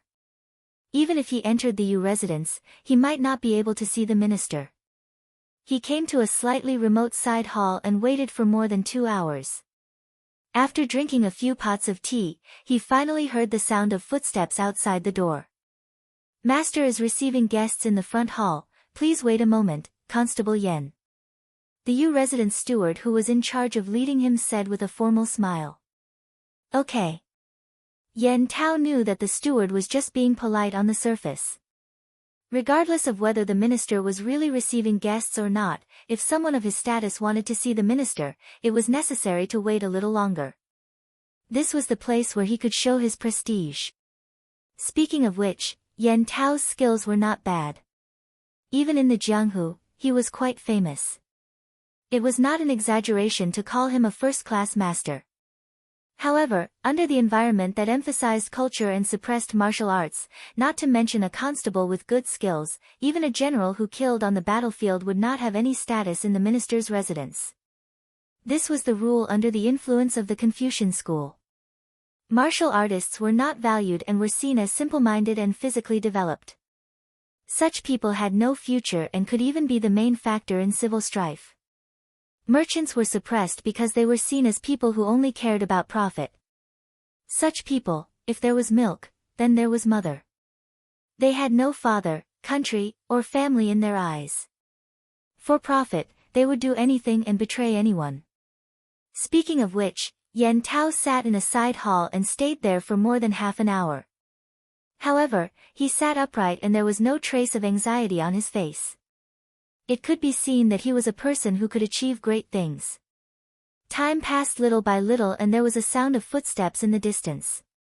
Hearing the sound of footsteps, Yen Tao quickly stood up with a very respectful look. However, when the person appeared, he raised his head and there was a slight surprise in his eyes. Young Master Yu. That's right, it's me. Grandfather knew that you were here, but there was something he couldn't get away from, so he let me come. Ha, Constable Yen, take a seat. The person who came was Yu Yuanbi, Yu Shiyue's most admired eldest grandson. In order to train him, he would usually be in charge of receiving guests when there was no important matter. This was also a method of training. The minister did not appear, but Yu Yuanbi did. Yen Tao was somewhat disappointed. However, when he thought about how Yu Xiong had died at the hands of the Duke of Loyalty, Yang Qindong, he had a glimmer of hope in his heart. Perhaps this person wanted revenge more than him. As a hot-blooded young man, he should be easier to fool than a minister like Yu Shiyue. After making up his mind, Yan Tao's expression became much calmer. He first sat down, then held a cup of tea and said casually, "Actually, this constable didn't come here for anything. I just thought that the 7th day of young Master Yu Xiong's death is coming, so I came to pay my respects." Suddenly, Yu Xiong's name was mentioned. Yu Xiong's death could be said to be the shame of the entire Yu family. Now that someone mentioned it in front of him, and only as a chief constable, Yu Yuanbi's expression changed. He said with a livid face, "Yan Tao, what are you trying to do? Don't you want to work anymore? Young Master Yu, please calm down. Things are not what you think. In fact, this constable is here for this matter. Instead of keeping the matter of young Master Yu Xiong under wraps, it would be better to take revenge. That would be the only way to solve the problem. But I don't know if young Master Yu Xiong has the guts to do such a thing." As a chief constable, Yan Tao's ability to grasp people's hearts was very strong when interrogating criminals. This time, he used provocation to force Yu Yuanbi to make a choice. Revenge? Ha, you're just a lowly chief constable with an insignificant official position. How dare you speak of this lightly? Unless you have some ability. Yu Yuanbi could roughly guess Yan Tao's background. However, when he thought of Yang Qindong's power and ability, he still did not dare to do anything.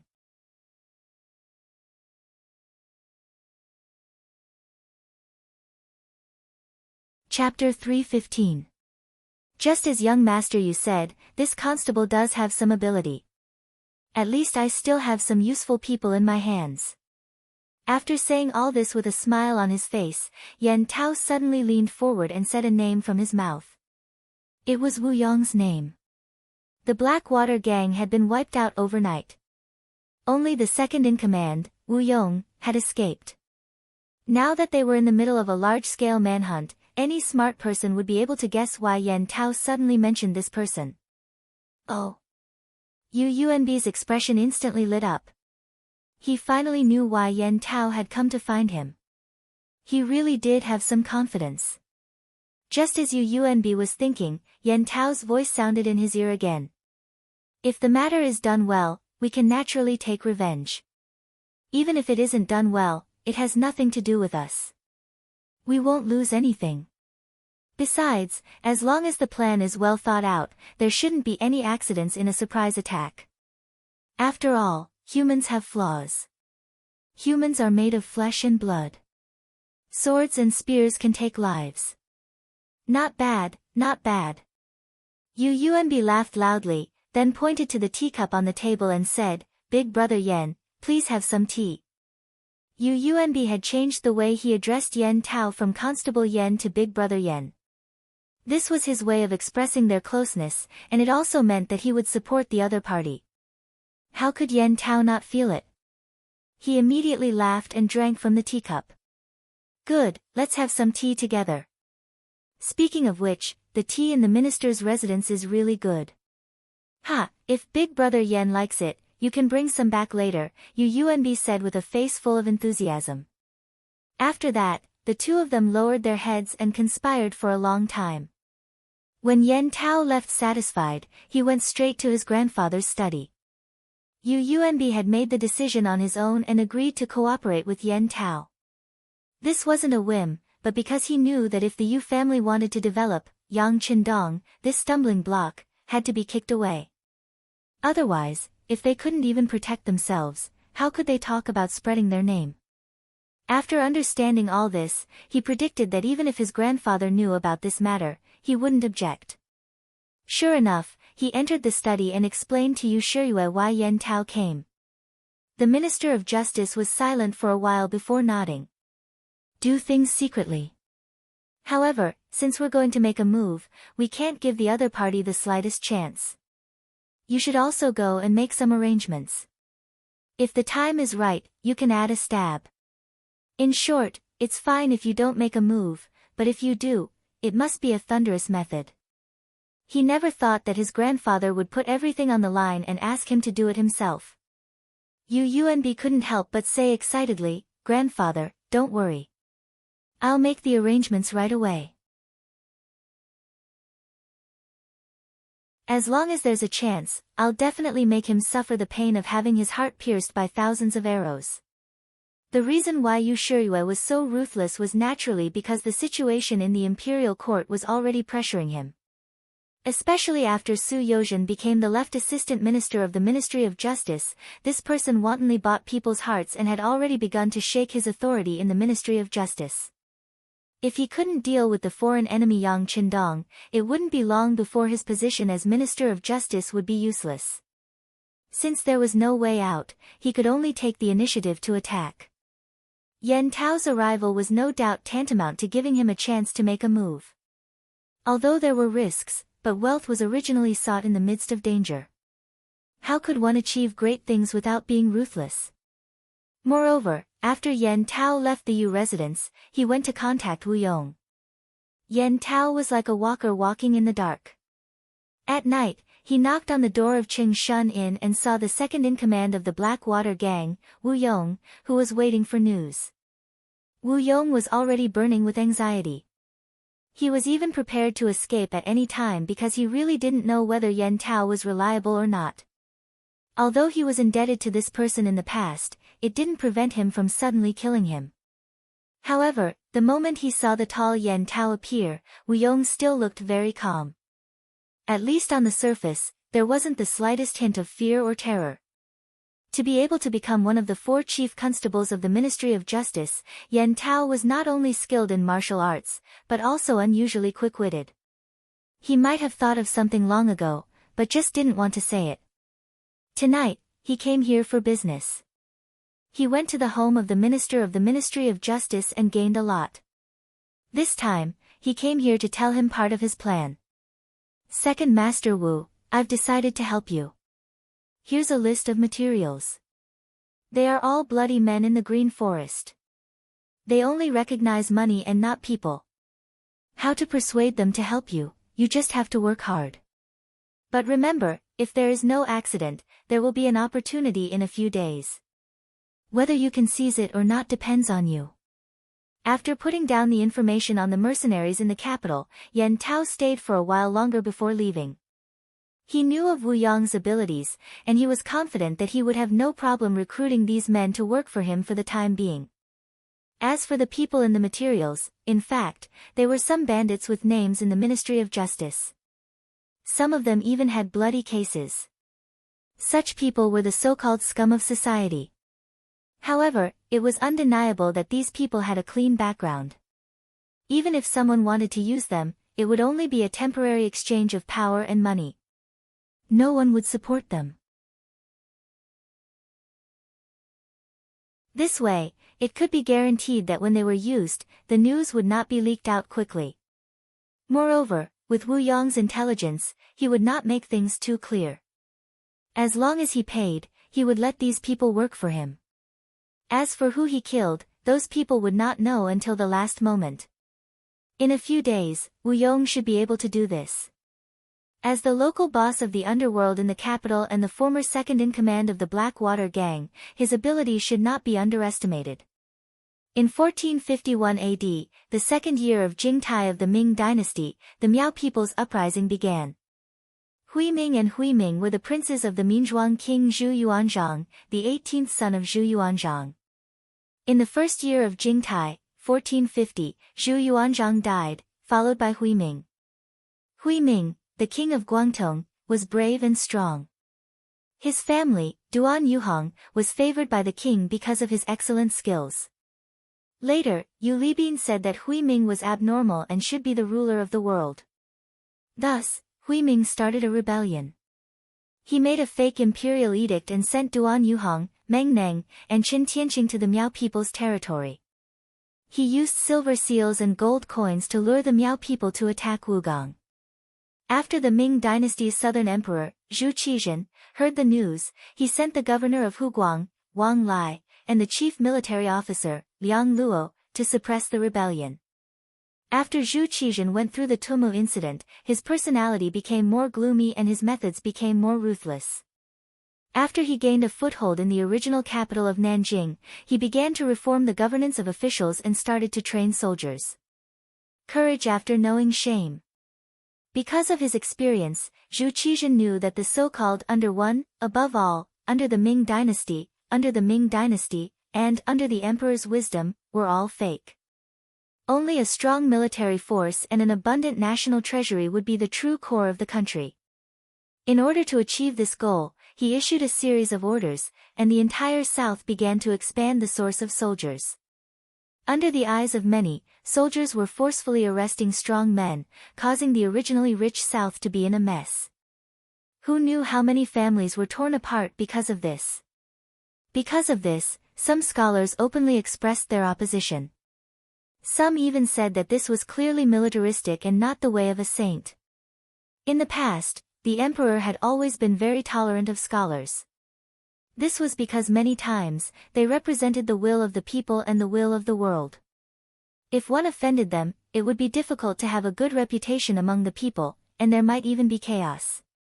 However, Zhu Qizhen, who had a goal in mind, was ruthless this time. Any scholar who dared to talk about national affairs, especially those who criticized his actions, were all arrested. He did not hesitate to become enemies with some scholars because he wanted to restore the glory of the great Ming dynasty. He wanted to unify the north and south of the great Ming dynasty. He wanted to wash away the shame of his past. He wanted to be a wise ruler of a generation, a ruler of prosperity. In order to achieve his goal, he would do anything. It was also because of this that many scholars were implicated. Although some aristocratic families were still deeply rooted and were not implicated by this matter, they still had their own opinions. At this time, after King Min Zhuang succeeded the throne, he declared that the people of the world should be ruled by the people of the world. He declared that he wanted to become the ruler of the world. The difference between here and in history was that the Miao tribe leader Yang Wenba supported his actions. The reason was simple.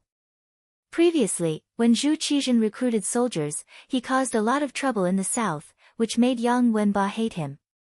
In addition, Zhu Qizhen was no longer the only ruler of the great Ming dynasty. In the north, there was still the existence of the substitute Zhu Qiyu, who was enough to compete with Zhu Qizhen. This greatly weakened Zhu Qizhen's strength. Therefore, Yang Wenba made a decision that was different from history. He supported the king of Min Zhuang instead. With Yang Wenba's support, King Min's strength increased greatly. Wugang, which was located in the southwest of Hunan province, was broken through in 3 days. After winning the first battle and taking down King Min's emblem, he finally gained the recognition of some aristocratic families. After receiving some support in terms of gold, silver, and grain, his power increased. He had the potential to become the king of the south. When King Min's matter came out, Zhu Qizhen naturally flew into a rage. While sending troops, he also sighed in the palace. Zhu Qiyu took the throne when his life and death was uncertain. It could be said that there was a reason for this. Although Zhu Qiyu did not recognize him later, when he came to Nanjing to establish the South Ming dynasty, Zhu Qiyu did not do anything to stop him. To put it bluntly, Zhu Qiyu acknowledged his existence in private. On the surface, Zhu Qiyu still called him King Yu. This was something that could not be helped. However, who was Zhu Huizhen? He was just a small descendant of King Min Zhuang. How dare he call himself a king? This was touching his reverse scale. Even if there was internal friction, he would not let him make a big deal out of it. In the palace, Zhu Qizhen was not in a good mood. He was so tired that Empress Qian was also in a bad mood.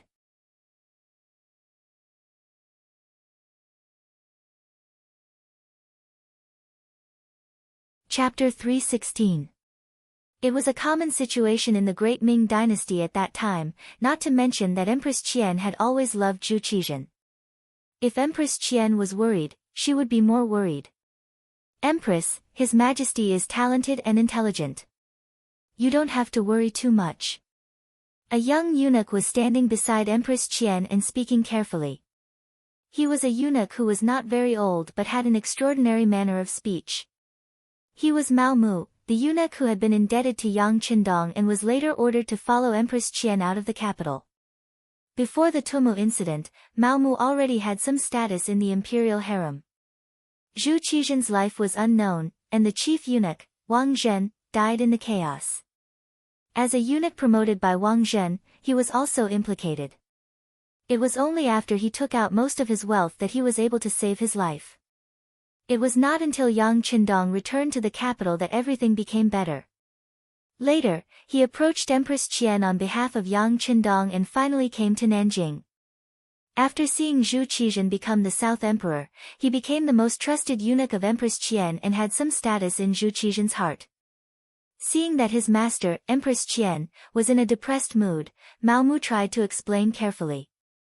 Alas, His Majesty's fate is not good. Since he came to Nanjing, he has always wanted to be the master of prosperity, but things are not going well. Every time I see this, I feel uneasy. I always want to do something, but I am short-sighted. I can only work hard to deal with the affairs of the imperial harem and try not to let His Majesty worry. Empress Qian shook her head and was angry at herself. Speaking of which, Empress Qian did love Zhu Qizhen very much. In history, she had done her best to protect her man, but she also had a tragic end. In this life, because of the appearance of Yang Qindong, she did not have to be so wronged, but because she loved Zhu Qizhen too deeply, how could she be happy when Zhu Qizhen was unhappy? Seeing that Empress Qian was in a bad mood, Mao Mu blinked and then said in a low voice, "Empress, in fact, the problem of Nanjiang is not that difficult. You just need to send an army and sweep it. Sweep away." Empress Qian trusted Mao Mu very much, so she was not angry because of the other party's arrogance. She just shook her head after listening. "Although I don't know what political affairs are, I have heard that Zhu Huichen is now in contact with Rong Kong Shiping Ho Mubin, Duke Qian. In the name of jointly ruling the world, his power is getting stronger and stronger." Rong Kong, Shiping Ho Mubin, was a member of the Mu clan. They had been living in Yunnan for many years and had been helping the Great Ming dynasty resist the covetous eyes of Myanmar, Laos, and Vietnam until the end of the Ming dynasty. At the time when he was in the middle of the Great Ming dynasty, he still had some strength. If he cooperated with Zhu Huihua, it would undoubtedly be like a heavy hammer smashing towards Zhu Qiyu. The politics of the southern Ming Empire would truly be in danger. As the head of the palace eunuchs, Mao Mu was second only to Chao Jixiang, who was favored by Zhu Qizhen. He naturally knew about this matter. Hearing Empress Qian's words, he smiled. "Empress need not worry. The Mu family's loyalty is not a problem. He will not walk together with a traitor like Zhu Huichen." "Yes, His Majesty has also said this. Ben Gong also knows. But I heard that it is not peaceful there. Several small countries are beginning to stir. It is not easy for Rong Kong, Shiping Ho to suppress them. He is unable to send troops to help His Majesty quell the rebellion." Empress Qian first nodded as if sighing for Mu Bin's inability to send troops. But then she shook her head. Thinking that the current situation was not as she wished, she felt a bit sad. Since Rong Kong, Shiping Ho, is unable to send troops, why not ask the Duke of Loyalty and Courage to help? Mao Mu seemed to speak emotionally. But after saying this, he quickly shut his mouth and knelt on the ground. "Your Majesty, this subject misspoke." N. Facing Mao Mu's performance, Empress Qian was first stunned. Then something seemed to flash through her mind. "Wait, what did you just say?" "This subject misspoke. Empress, please punish me." At this moment, Mao Mu lowered his head deeply, looking like he had done something wrong. Mao Mu's actions were indeed too much. How could he, a eunuch, talk about national affairs at any time? The aftermath of Wang Zhen's intimidation of the government was not over. Based on what he said just now, even if he had to be convicted, it would not be too much. Empress Qian did not think so much. She was only thinking about Zhu Qizhen. She did not intend to pursue Mao Mu's unintentional words. On the contrary, when the title of the Duke of Loyalty and Courage came out, the young man who saved her from the palace flashed through her mind. For some reason, she seemed to see a light in her originally gloomy heart. Can he? Empress Qian seemed to be talking to herself, but also seemed to be asking Mao Mu in front of her. Mao Mu's head was originally lowered, but his eyes were constantly moving. He knew his identity. He was a spy arranged by Yang Qindong around Zhu Qizhen. When something big happened here, he could ensure that he could get accurate information at the first time. This time, the security bureau, which rarely contacted him, directly found him and said that the sixth young master was preparing to go south. They asked him to coordinate and find an opportunity to command troops. Since he took the job, he had to do it. Originally, Mao Mu did not know how to ask. Using Zhu Huihua's matter, he found a breakthrough.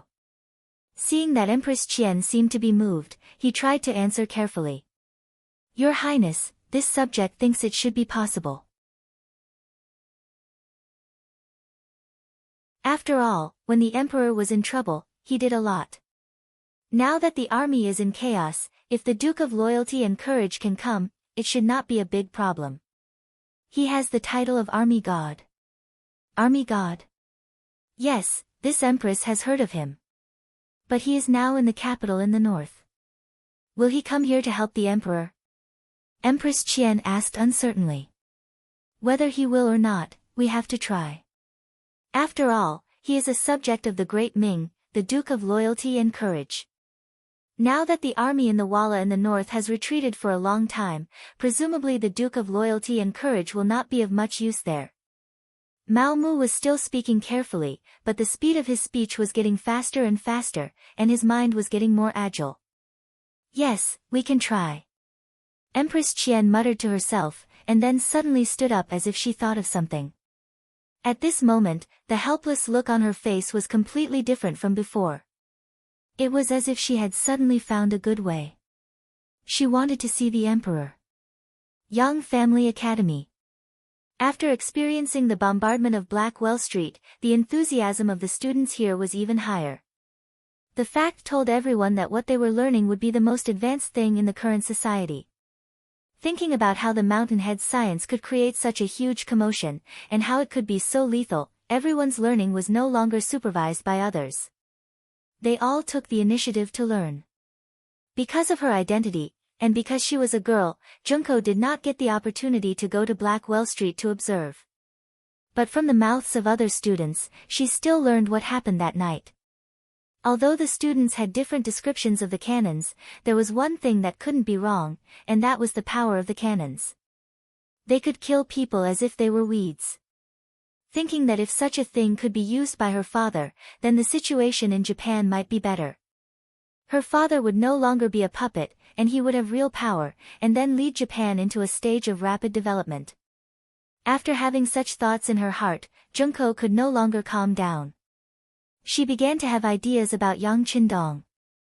Junko's Chinese was barely passable, but in terms of learning, she naturally could not be compared with the students of the great Ming dynasty. After all, her foundation was not solid, but fortunately, she had a shortcut, and that was to directly find the owner of this advanced artillery, Yang Qindong.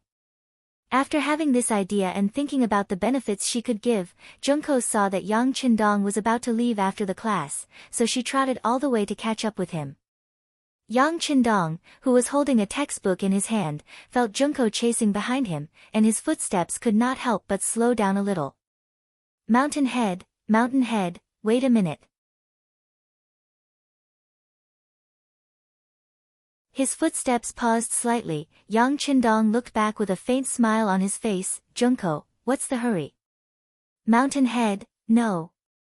Zhongdan-kun, I have something to discuss with you.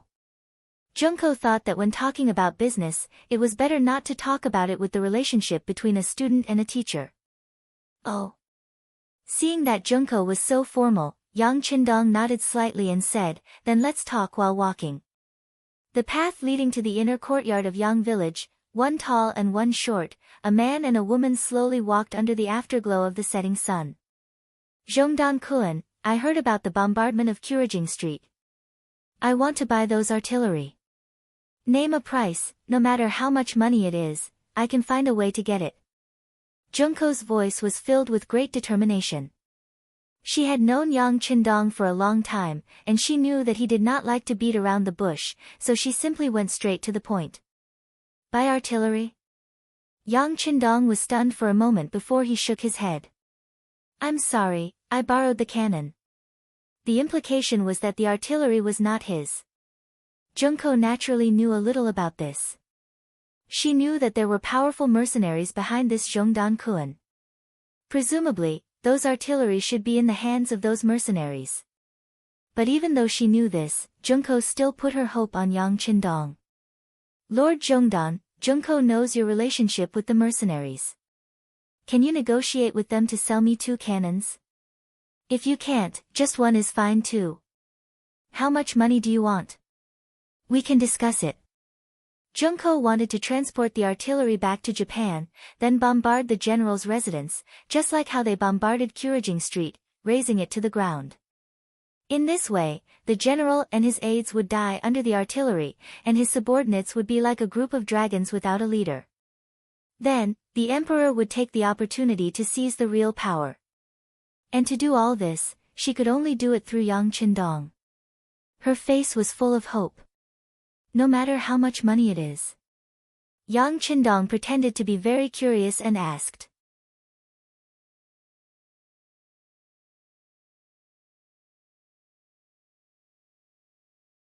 Chapter 317.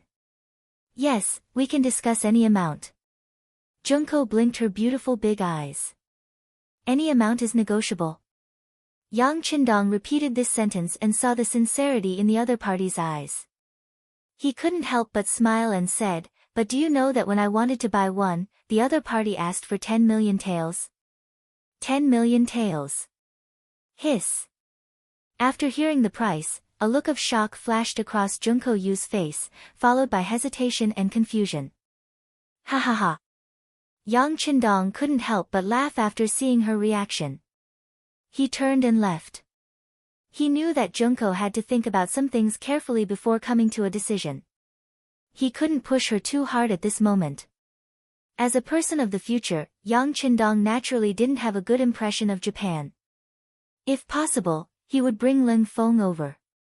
Rather than say that he was going to reform them, it was better to swallow them whole. It would be more satisfying to rule the world. However, although Ling Feng's development was going smoothly, it was still very difficult to reach a certain scale due to the limitations of the environment, population, and wealth. Even if he was in the capital, he could only do things to intimidate others. He couldn't really overthrow them. Where would he find the time and effort to do anything to Japan? He wasn't strong enough, but that didn't mean that he couldn't do something first. For example, he could disrupt the internal affairs of Japan. This way, it would be much easier to deal with the emptied Japan in the future. For this matter, Yang Qindong had thought of a few methods in his mind. However, he was still far away from Japan. A small fight wouldn't solve the problem, but he wasn't strong enough to fight a big fight. Without full confidence, he didn't do anything. Junko taking the initiative to look for him might be a chance for Yang Qindong. How could he let go of a chance to earn money? As for asking for 10 million taels of silver, it might seem like a lot to others, but he knew that Junko would definitely agree. However, in Yang Qindong's heart, making money was secondary. More importantly, he wanted to see the civil strife in Japan. He had already done some things before, but he always felt that it was not enough. He still needed to do more things. In that way, when Japan faced internal and external troubles, the pressure would be a lot less. After leaving Yang Qindong, Junko went to find her guard captain, Kobayashi. During this period of time, Shaolin was like a sponge, constantly absorbing water. The training methods of the Yang family manor were not hidden from him. After he saw it, he learned a lot. Only then did he realize how soldiers should be trained. Only then could they be truly elite. When Junko came to find Kobayashi, he was recording something in Japanese in his room. A good memory was not as good as a good pen. This was a common saying in many cases. Your Highness. As soon as she saw Junko open the door, Kobayashi was about to salute her out of habit. "Forget it, there's no one else here." Junko shook her head, then sat on the chair for receiving guests, then looked at Kobayashi with sparkling eyes and asked, "You must have heard about the artillery, right?" "Yes, I heard about it. I also took the time to go to Kurajing Street to take a look. The destructive power was really amazing." Xiao Lin, who replied, couldn't help but feel a chill run down his spine when he thought of the collapsed houses that he saw. He even wondered what kind of destruction such a powerful cannon would cause if it hit Japanese soil. Who would be able to withstand it? Yang Qindong's sense of mystery and power strengthened in Kobayashi's heart. "Then tell me, if these things could be used by your father, would the Supreme General still dare to be so domineering?" After Kobayashi finished speaking, Junko lightly opened her red lips and asked. "Ah. What?" For a moment, Kobayashi was a little confused by this question. But after he reacted, he said with some excitement, "Is he willing to give such powerful firearms to us? I bet he's already talked to him, we can buy it. But the price is a little more expensive, 10 million taels per cannon." Junko nodded. She didn't know if this was good news or bad news. Hiss. Kobayashi sucked in a breath of cold air. It was obvious that he was really shocked by this number.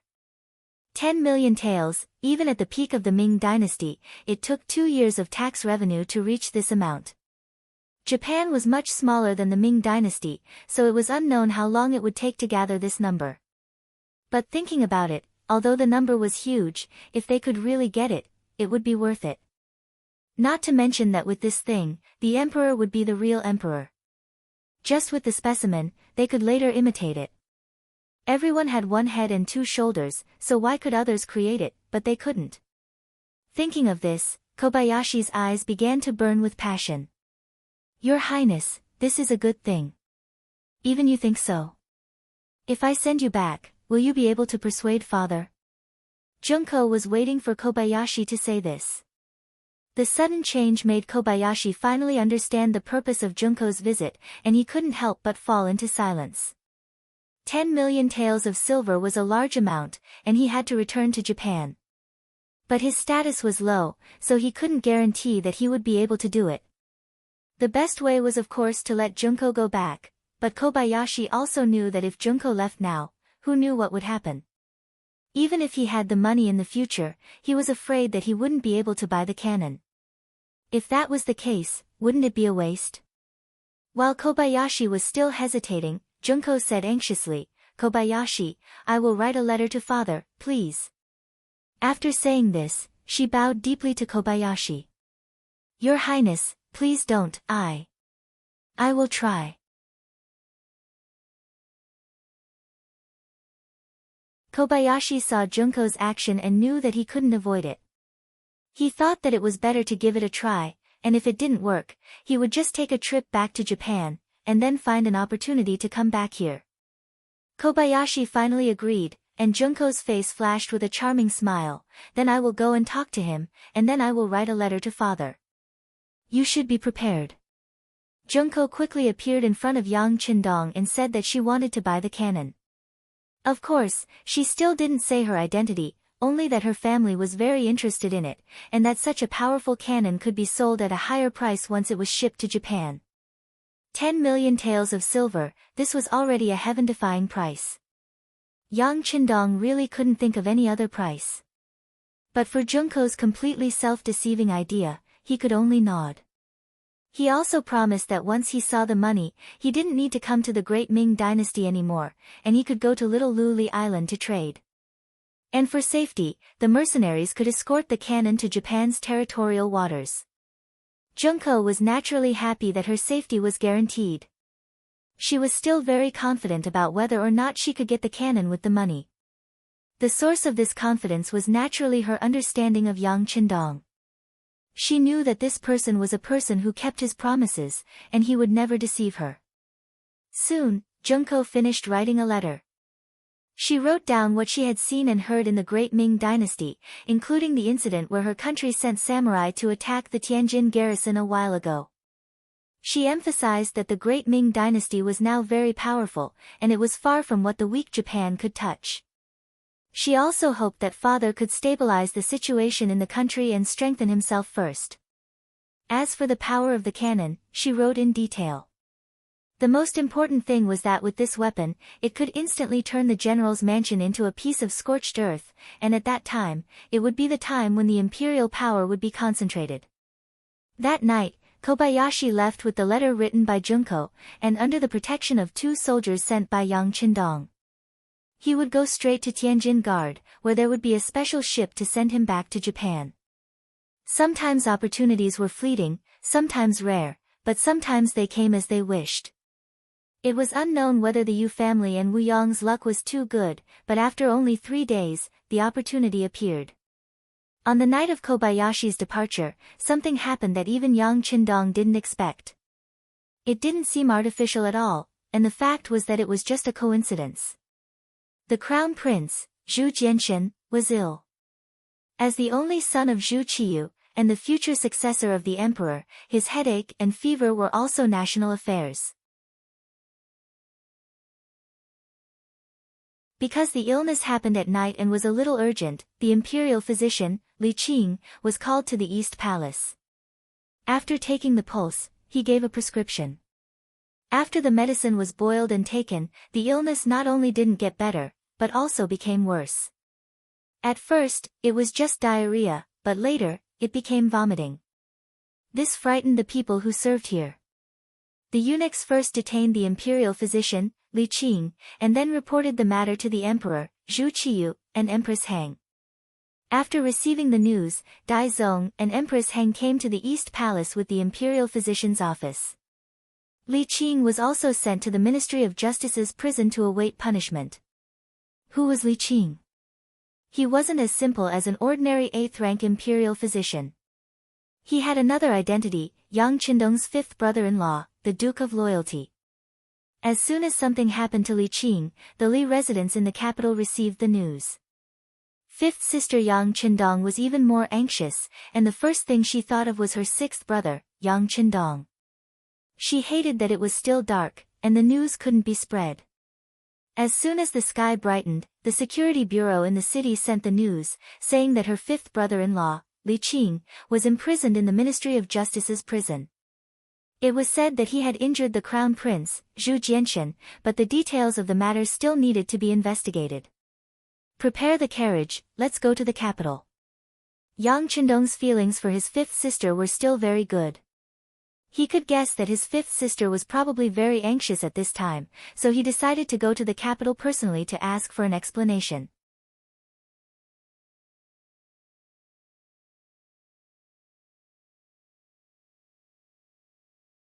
Chapter 318. Yang Qindong suddenly entered the capital and saw 5th sister's carriage at the Yongding gate.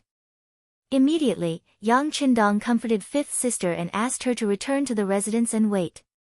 He would investigate everything and give her an explanation. With 6th brother taking action, Yang Li was naturally relieved. She also knew that it was not good for a woman to appear in public at this time, so she returned to the residence. At that time, many people saw the scene of the conversation, and the news quickly spread to all sides. When Yen Tao heard the news, he couldn't hide the joy on his face. The Duke of Loyalty suddenly entered the capital, so the security around him would not be as tight as usual. This was their opportunity. He immediately went straight to Qingshan Inn to inform Wu Yong to make preparations. At the same time, the Yu residents also received the news that the eldest grandson, Yu Yuanbi, quietly left the residence and went straight to the embroidered uniform guard. There were some elite soldiers who received money from the Yu family there, and now was the time to use them. After Yang Qindong entered the city, he went straight to the prison of the Ministry of Justice. The prison of the Ministry of Justice. 2 large stone lions stood majestically in front of the gate. Soldiers in armor stood in all directions. Constables in yamen uniforms could be seen walking back and forth from time to time, keeping an eye on the important criminals locked up here. This was another place to imprison serious criminals, second only to the imperial prison. In the Great Ming dynasty, there were usually 3 places to imprison guilty people in the capital. The first was the imperial prison. Most of the people locked up there were people of high status, such as members of the imperial family or high-ranking officials. The second was the prison of the Ministry of Justice. Those who were locked up there were people of some status or who had committed serious crimes. The third was the prison of the Supreme Court. Relatively speaking, those who were locked up there were commoners who had committed minor crimes and did not have much of a background. As a place to imprison serious criminals, the level of defense here was naturally not low. If ordinary people wanted to enter to visit, in addition to having a warrant from the head of the Ministry of Justice, some rich people were willing to spend a lot of money to see the prisoner. However, the moment the luxurious carriage appeared here, these rules obviously did not apply. This was because the left assistant minister of the Ministry of Justice, Su Yozhen, had been waiting here for a long time. It wasn't Yang Qindong who gave him the order through the security bureau. It was all Su Yozhen's guess. Li Qing of the Imperial Academy of Medicine was the fifth brother-in-law of the Duke of Loyalty. Based on his understanding, it was impossible for the Duke to not show up. Her guess was correct. Su Yozhen couldn't help but heave a sigh of relief when she saw the one-of-a-kind luxurious carriage. What he was most worried about was that the Loyal Guild, who never suffered any losses, would forcefully break into the Ministry of Justice's prison. Moreover, this matter was related to the current crown prince. It was hard to predict what kind of consequences would arise. Fortunately, he still appeared here in advance. It seemed that some mistakes could be avoided. The carriage stopped and the curtain was opened by the accompanying tiger's mane. Yang Qindong appeared in front of the Ministry of Justice's prison. Su Yozhen, who was standing on the steps, quickly walked over and said, "This official greets the Duke of Loyalty and Courage. May I know why you are in such a hurry?" With his back facing the crowd, Su Yozhen faced Yang Qindong and tried his best to blink a few times, as if to remind him of something. Yang Qindong's face showed a trace of satisfaction at Su Yozhen's appearance. As expected of an important figure in history. His ability to grasp people's hearts was not low. Since the other party was standing here, it would be easier for him to do some things. So it is Assistant Minister Su. This duke wants to see Li Qing of the Imperial Academy of Medicine. Please make it convenient. Ah. This. Su Yozhen's face was somewhat bitter. He had already given him a hint. How could the High Duke still say such things? As if he knew what Su Yozhen was thinking, Yang Qindong actually laughed. Then, he walked forward and closed the distance between them. At the same time, he said in a voice that only the two of them could hear. "I just want to understand the situation. I won't break into the prison and won't cause any trouble. Don't worry." When the voice reached Su Yozhen's ears, a trace of doubt appeared on his face. Was the Duke of Loyalty and Courage really going to be reasonable this time? Was he really going to take Li Qing away after seeing him? At this moment, he was somewhat doubtful. In fact, Su Yozhen was being too careful to measure the heart of a gentleman. Because of his military accomplishments and the fact that he had beaten up the Japanese envoy, it was easy for people to have preconceived notions. In fact, Yang Qindong had always been very reasonable. Since Yang Qindong said to be at ease, he must know the importance of this matter. As such, Su Yozhen could not say anything. In fact, even if the other party insisted on taking Li Qing away, there was not much he could do to stop him. Su Yozhen agreed. With the second-in-command of the Ministry of Justice's left assistant minister following him, the path to the Ministry of Justice's prison was naturally smooth. Soon, they saw Li Qing, who was in a solitary cell. Li Qing looked to be in his early 30s. He was also born into a scholarly family. Because he was extremely passionate about medicine, he had studied it from a young age. He had quite a bit of success. Later on, through his family's connections, he entered the Imperial Hospital to take up a post. It was precisely because of his passion for medicine that even when he was in prison, the first thing he thought about was Zhu Jianxin's illness.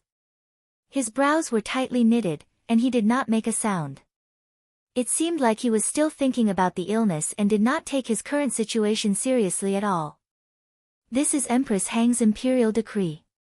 The matter has not been investigated clearly yet, so no one is making things difficult for him. When they arrived outside the solitary cell, Su Yozhen wanted to dismiss the people beside him to give Yang Qindong and Li Qing a chance to be alone. There is no need for this. Yang Qindong raised his right hand slightly. His trip this time was just to visit a prisoner. It was not like he was doing anything shameful. There was no need to have the others leave at all. This would instead easily cause others to make unfounded guesses. At the same time, it would also have an adverse effect on Su Yozhen. Su Yozhen did not allow the others to leave. Just as he was wondering what Yang Qindong was going to do, he squatted down. He squatted down and looked at Li Qing, who was behind the iron door, and asked, "Fifth brother-in-law, what exactly is going on? Also, how is the crown prince's illness? Can you tell me about it?" "Oh, Qindong is here." Li Qing, who had been meditating, was interrupted by Yang Qindong's voice. Only then did he realize where he was. He couldn't help but bitterly smile and say, "It is rare for the loyal duke to come and see me. I am endlessly grateful." "Okay, fifth brother-in-law, let's talk about serious matters. What is going on with the crown prince's illness?" Yang Qindong did not beat around the bush and went straight to the point. All of this was seen by Su Yozhen. He could not help but admire Li Qing's character. Just now, when he first called out, "Qindong Lai," it was clear that he did not realize where he was. He only thought that it was because he was greeting someone at home. However, when he found out that he was in a prison cell, he was not too surprised. Instead, he expressed his gratitude. If he was the one being thrown into prison, he definitely wouldn't be able to maintain his composure. While thinking this, Su Yozhen noticed that at this moment, Li Qing was really telling Yang Qindong about the crown prince's illness. He was speechless in his heart. What was going on? Shouldn't they be asking who Li Qing had offended and who he suspected of being framed by? What was the point of talking about his illness now? It was clear that Su Yozhen was judging others by his own standards. He believed that there must be someone framing him for this to happen. However, Yang Qindong had already thought it through. Perhaps it was because of the illness, which was why he asked about medicine. Li Qing was a knowledgeable person. He was especially knowledgeable when it came to medicine. If it was about other things, perhaps he could stay silent for a long time. However, when it came to professional matters, he spoke with assurance and spoke about Zhu Jianxin's illness. Diarrhea, abdominal pain, bloating, nausea, vomiting, headache, fever.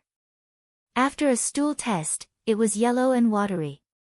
"I've already written a prescription, but considering the crown prince's young age and poor health, I didn't dare to use too much. I only used half of the usual amount. But who would have thought that his illness would worsen and he would vomit? This is all my fault. I'm really speechless." Li Qing spoke for a long time. There were many words that Su Yozhen did not understand. However, when he looked at Yang Qindong, he stood there and nodded as if he understood. "Okay, I understand. How about this, you stay here and don't make a fuss. I will make sure that nothing happens to you." After finally understanding the truth, Yang Qindong had some guesses in his heart. After comforting Li Qing, he turned to Su Yozhen and said seriously, "My fifth brother-in-law is here. If he is treated unnaturally, your Ministry of Justice should know the consequences. Loyal Duke, don't worry. Our Ministry of Justice does things based on evidence." With someone watching, Su Yozhen naturally spoke with an official tone. "That would be for the best." Yang Qindong nodded and left with large strides. At the entrance of the Ministry of Justice, he re-entered the luxurious carriage. However, the carriage did not leave for a long time. Su Yozhen, who was waiting to see him off, was puzzled. Su Yozhen did not understand what Yang Qindong was doing. Just as he was about to ask, the curtain of the carriage was opened again. Yang Qindong appeared with a box in his hand. Give this to the crown prince. His illness should be under control. Take it. Tiger's mane handed the box to Su Yozhen. Yang Qindong's voice sounded again. I will not leave the capital. If the effect is not good, your majesty can send people to arrest me. However, if he does not dare to take this medicine and does not trust me, then don't blame me for reasoning with him. After saying this, the curtain of the carriage was lowered again. Su Yozhen stood there with a puzzled expression. You're tuning into the Blissful Bookshelf YouTube channel. We're so grateful for your support, and don't forget to subscribe to join us on this incredible journey through captivating stories. Your generosity through donations truly makes a world of difference, as it's the primary source of revenue that allows me to expand and enhance this channel for you. Thank you from the bottom of my heart for being a part of this adventure.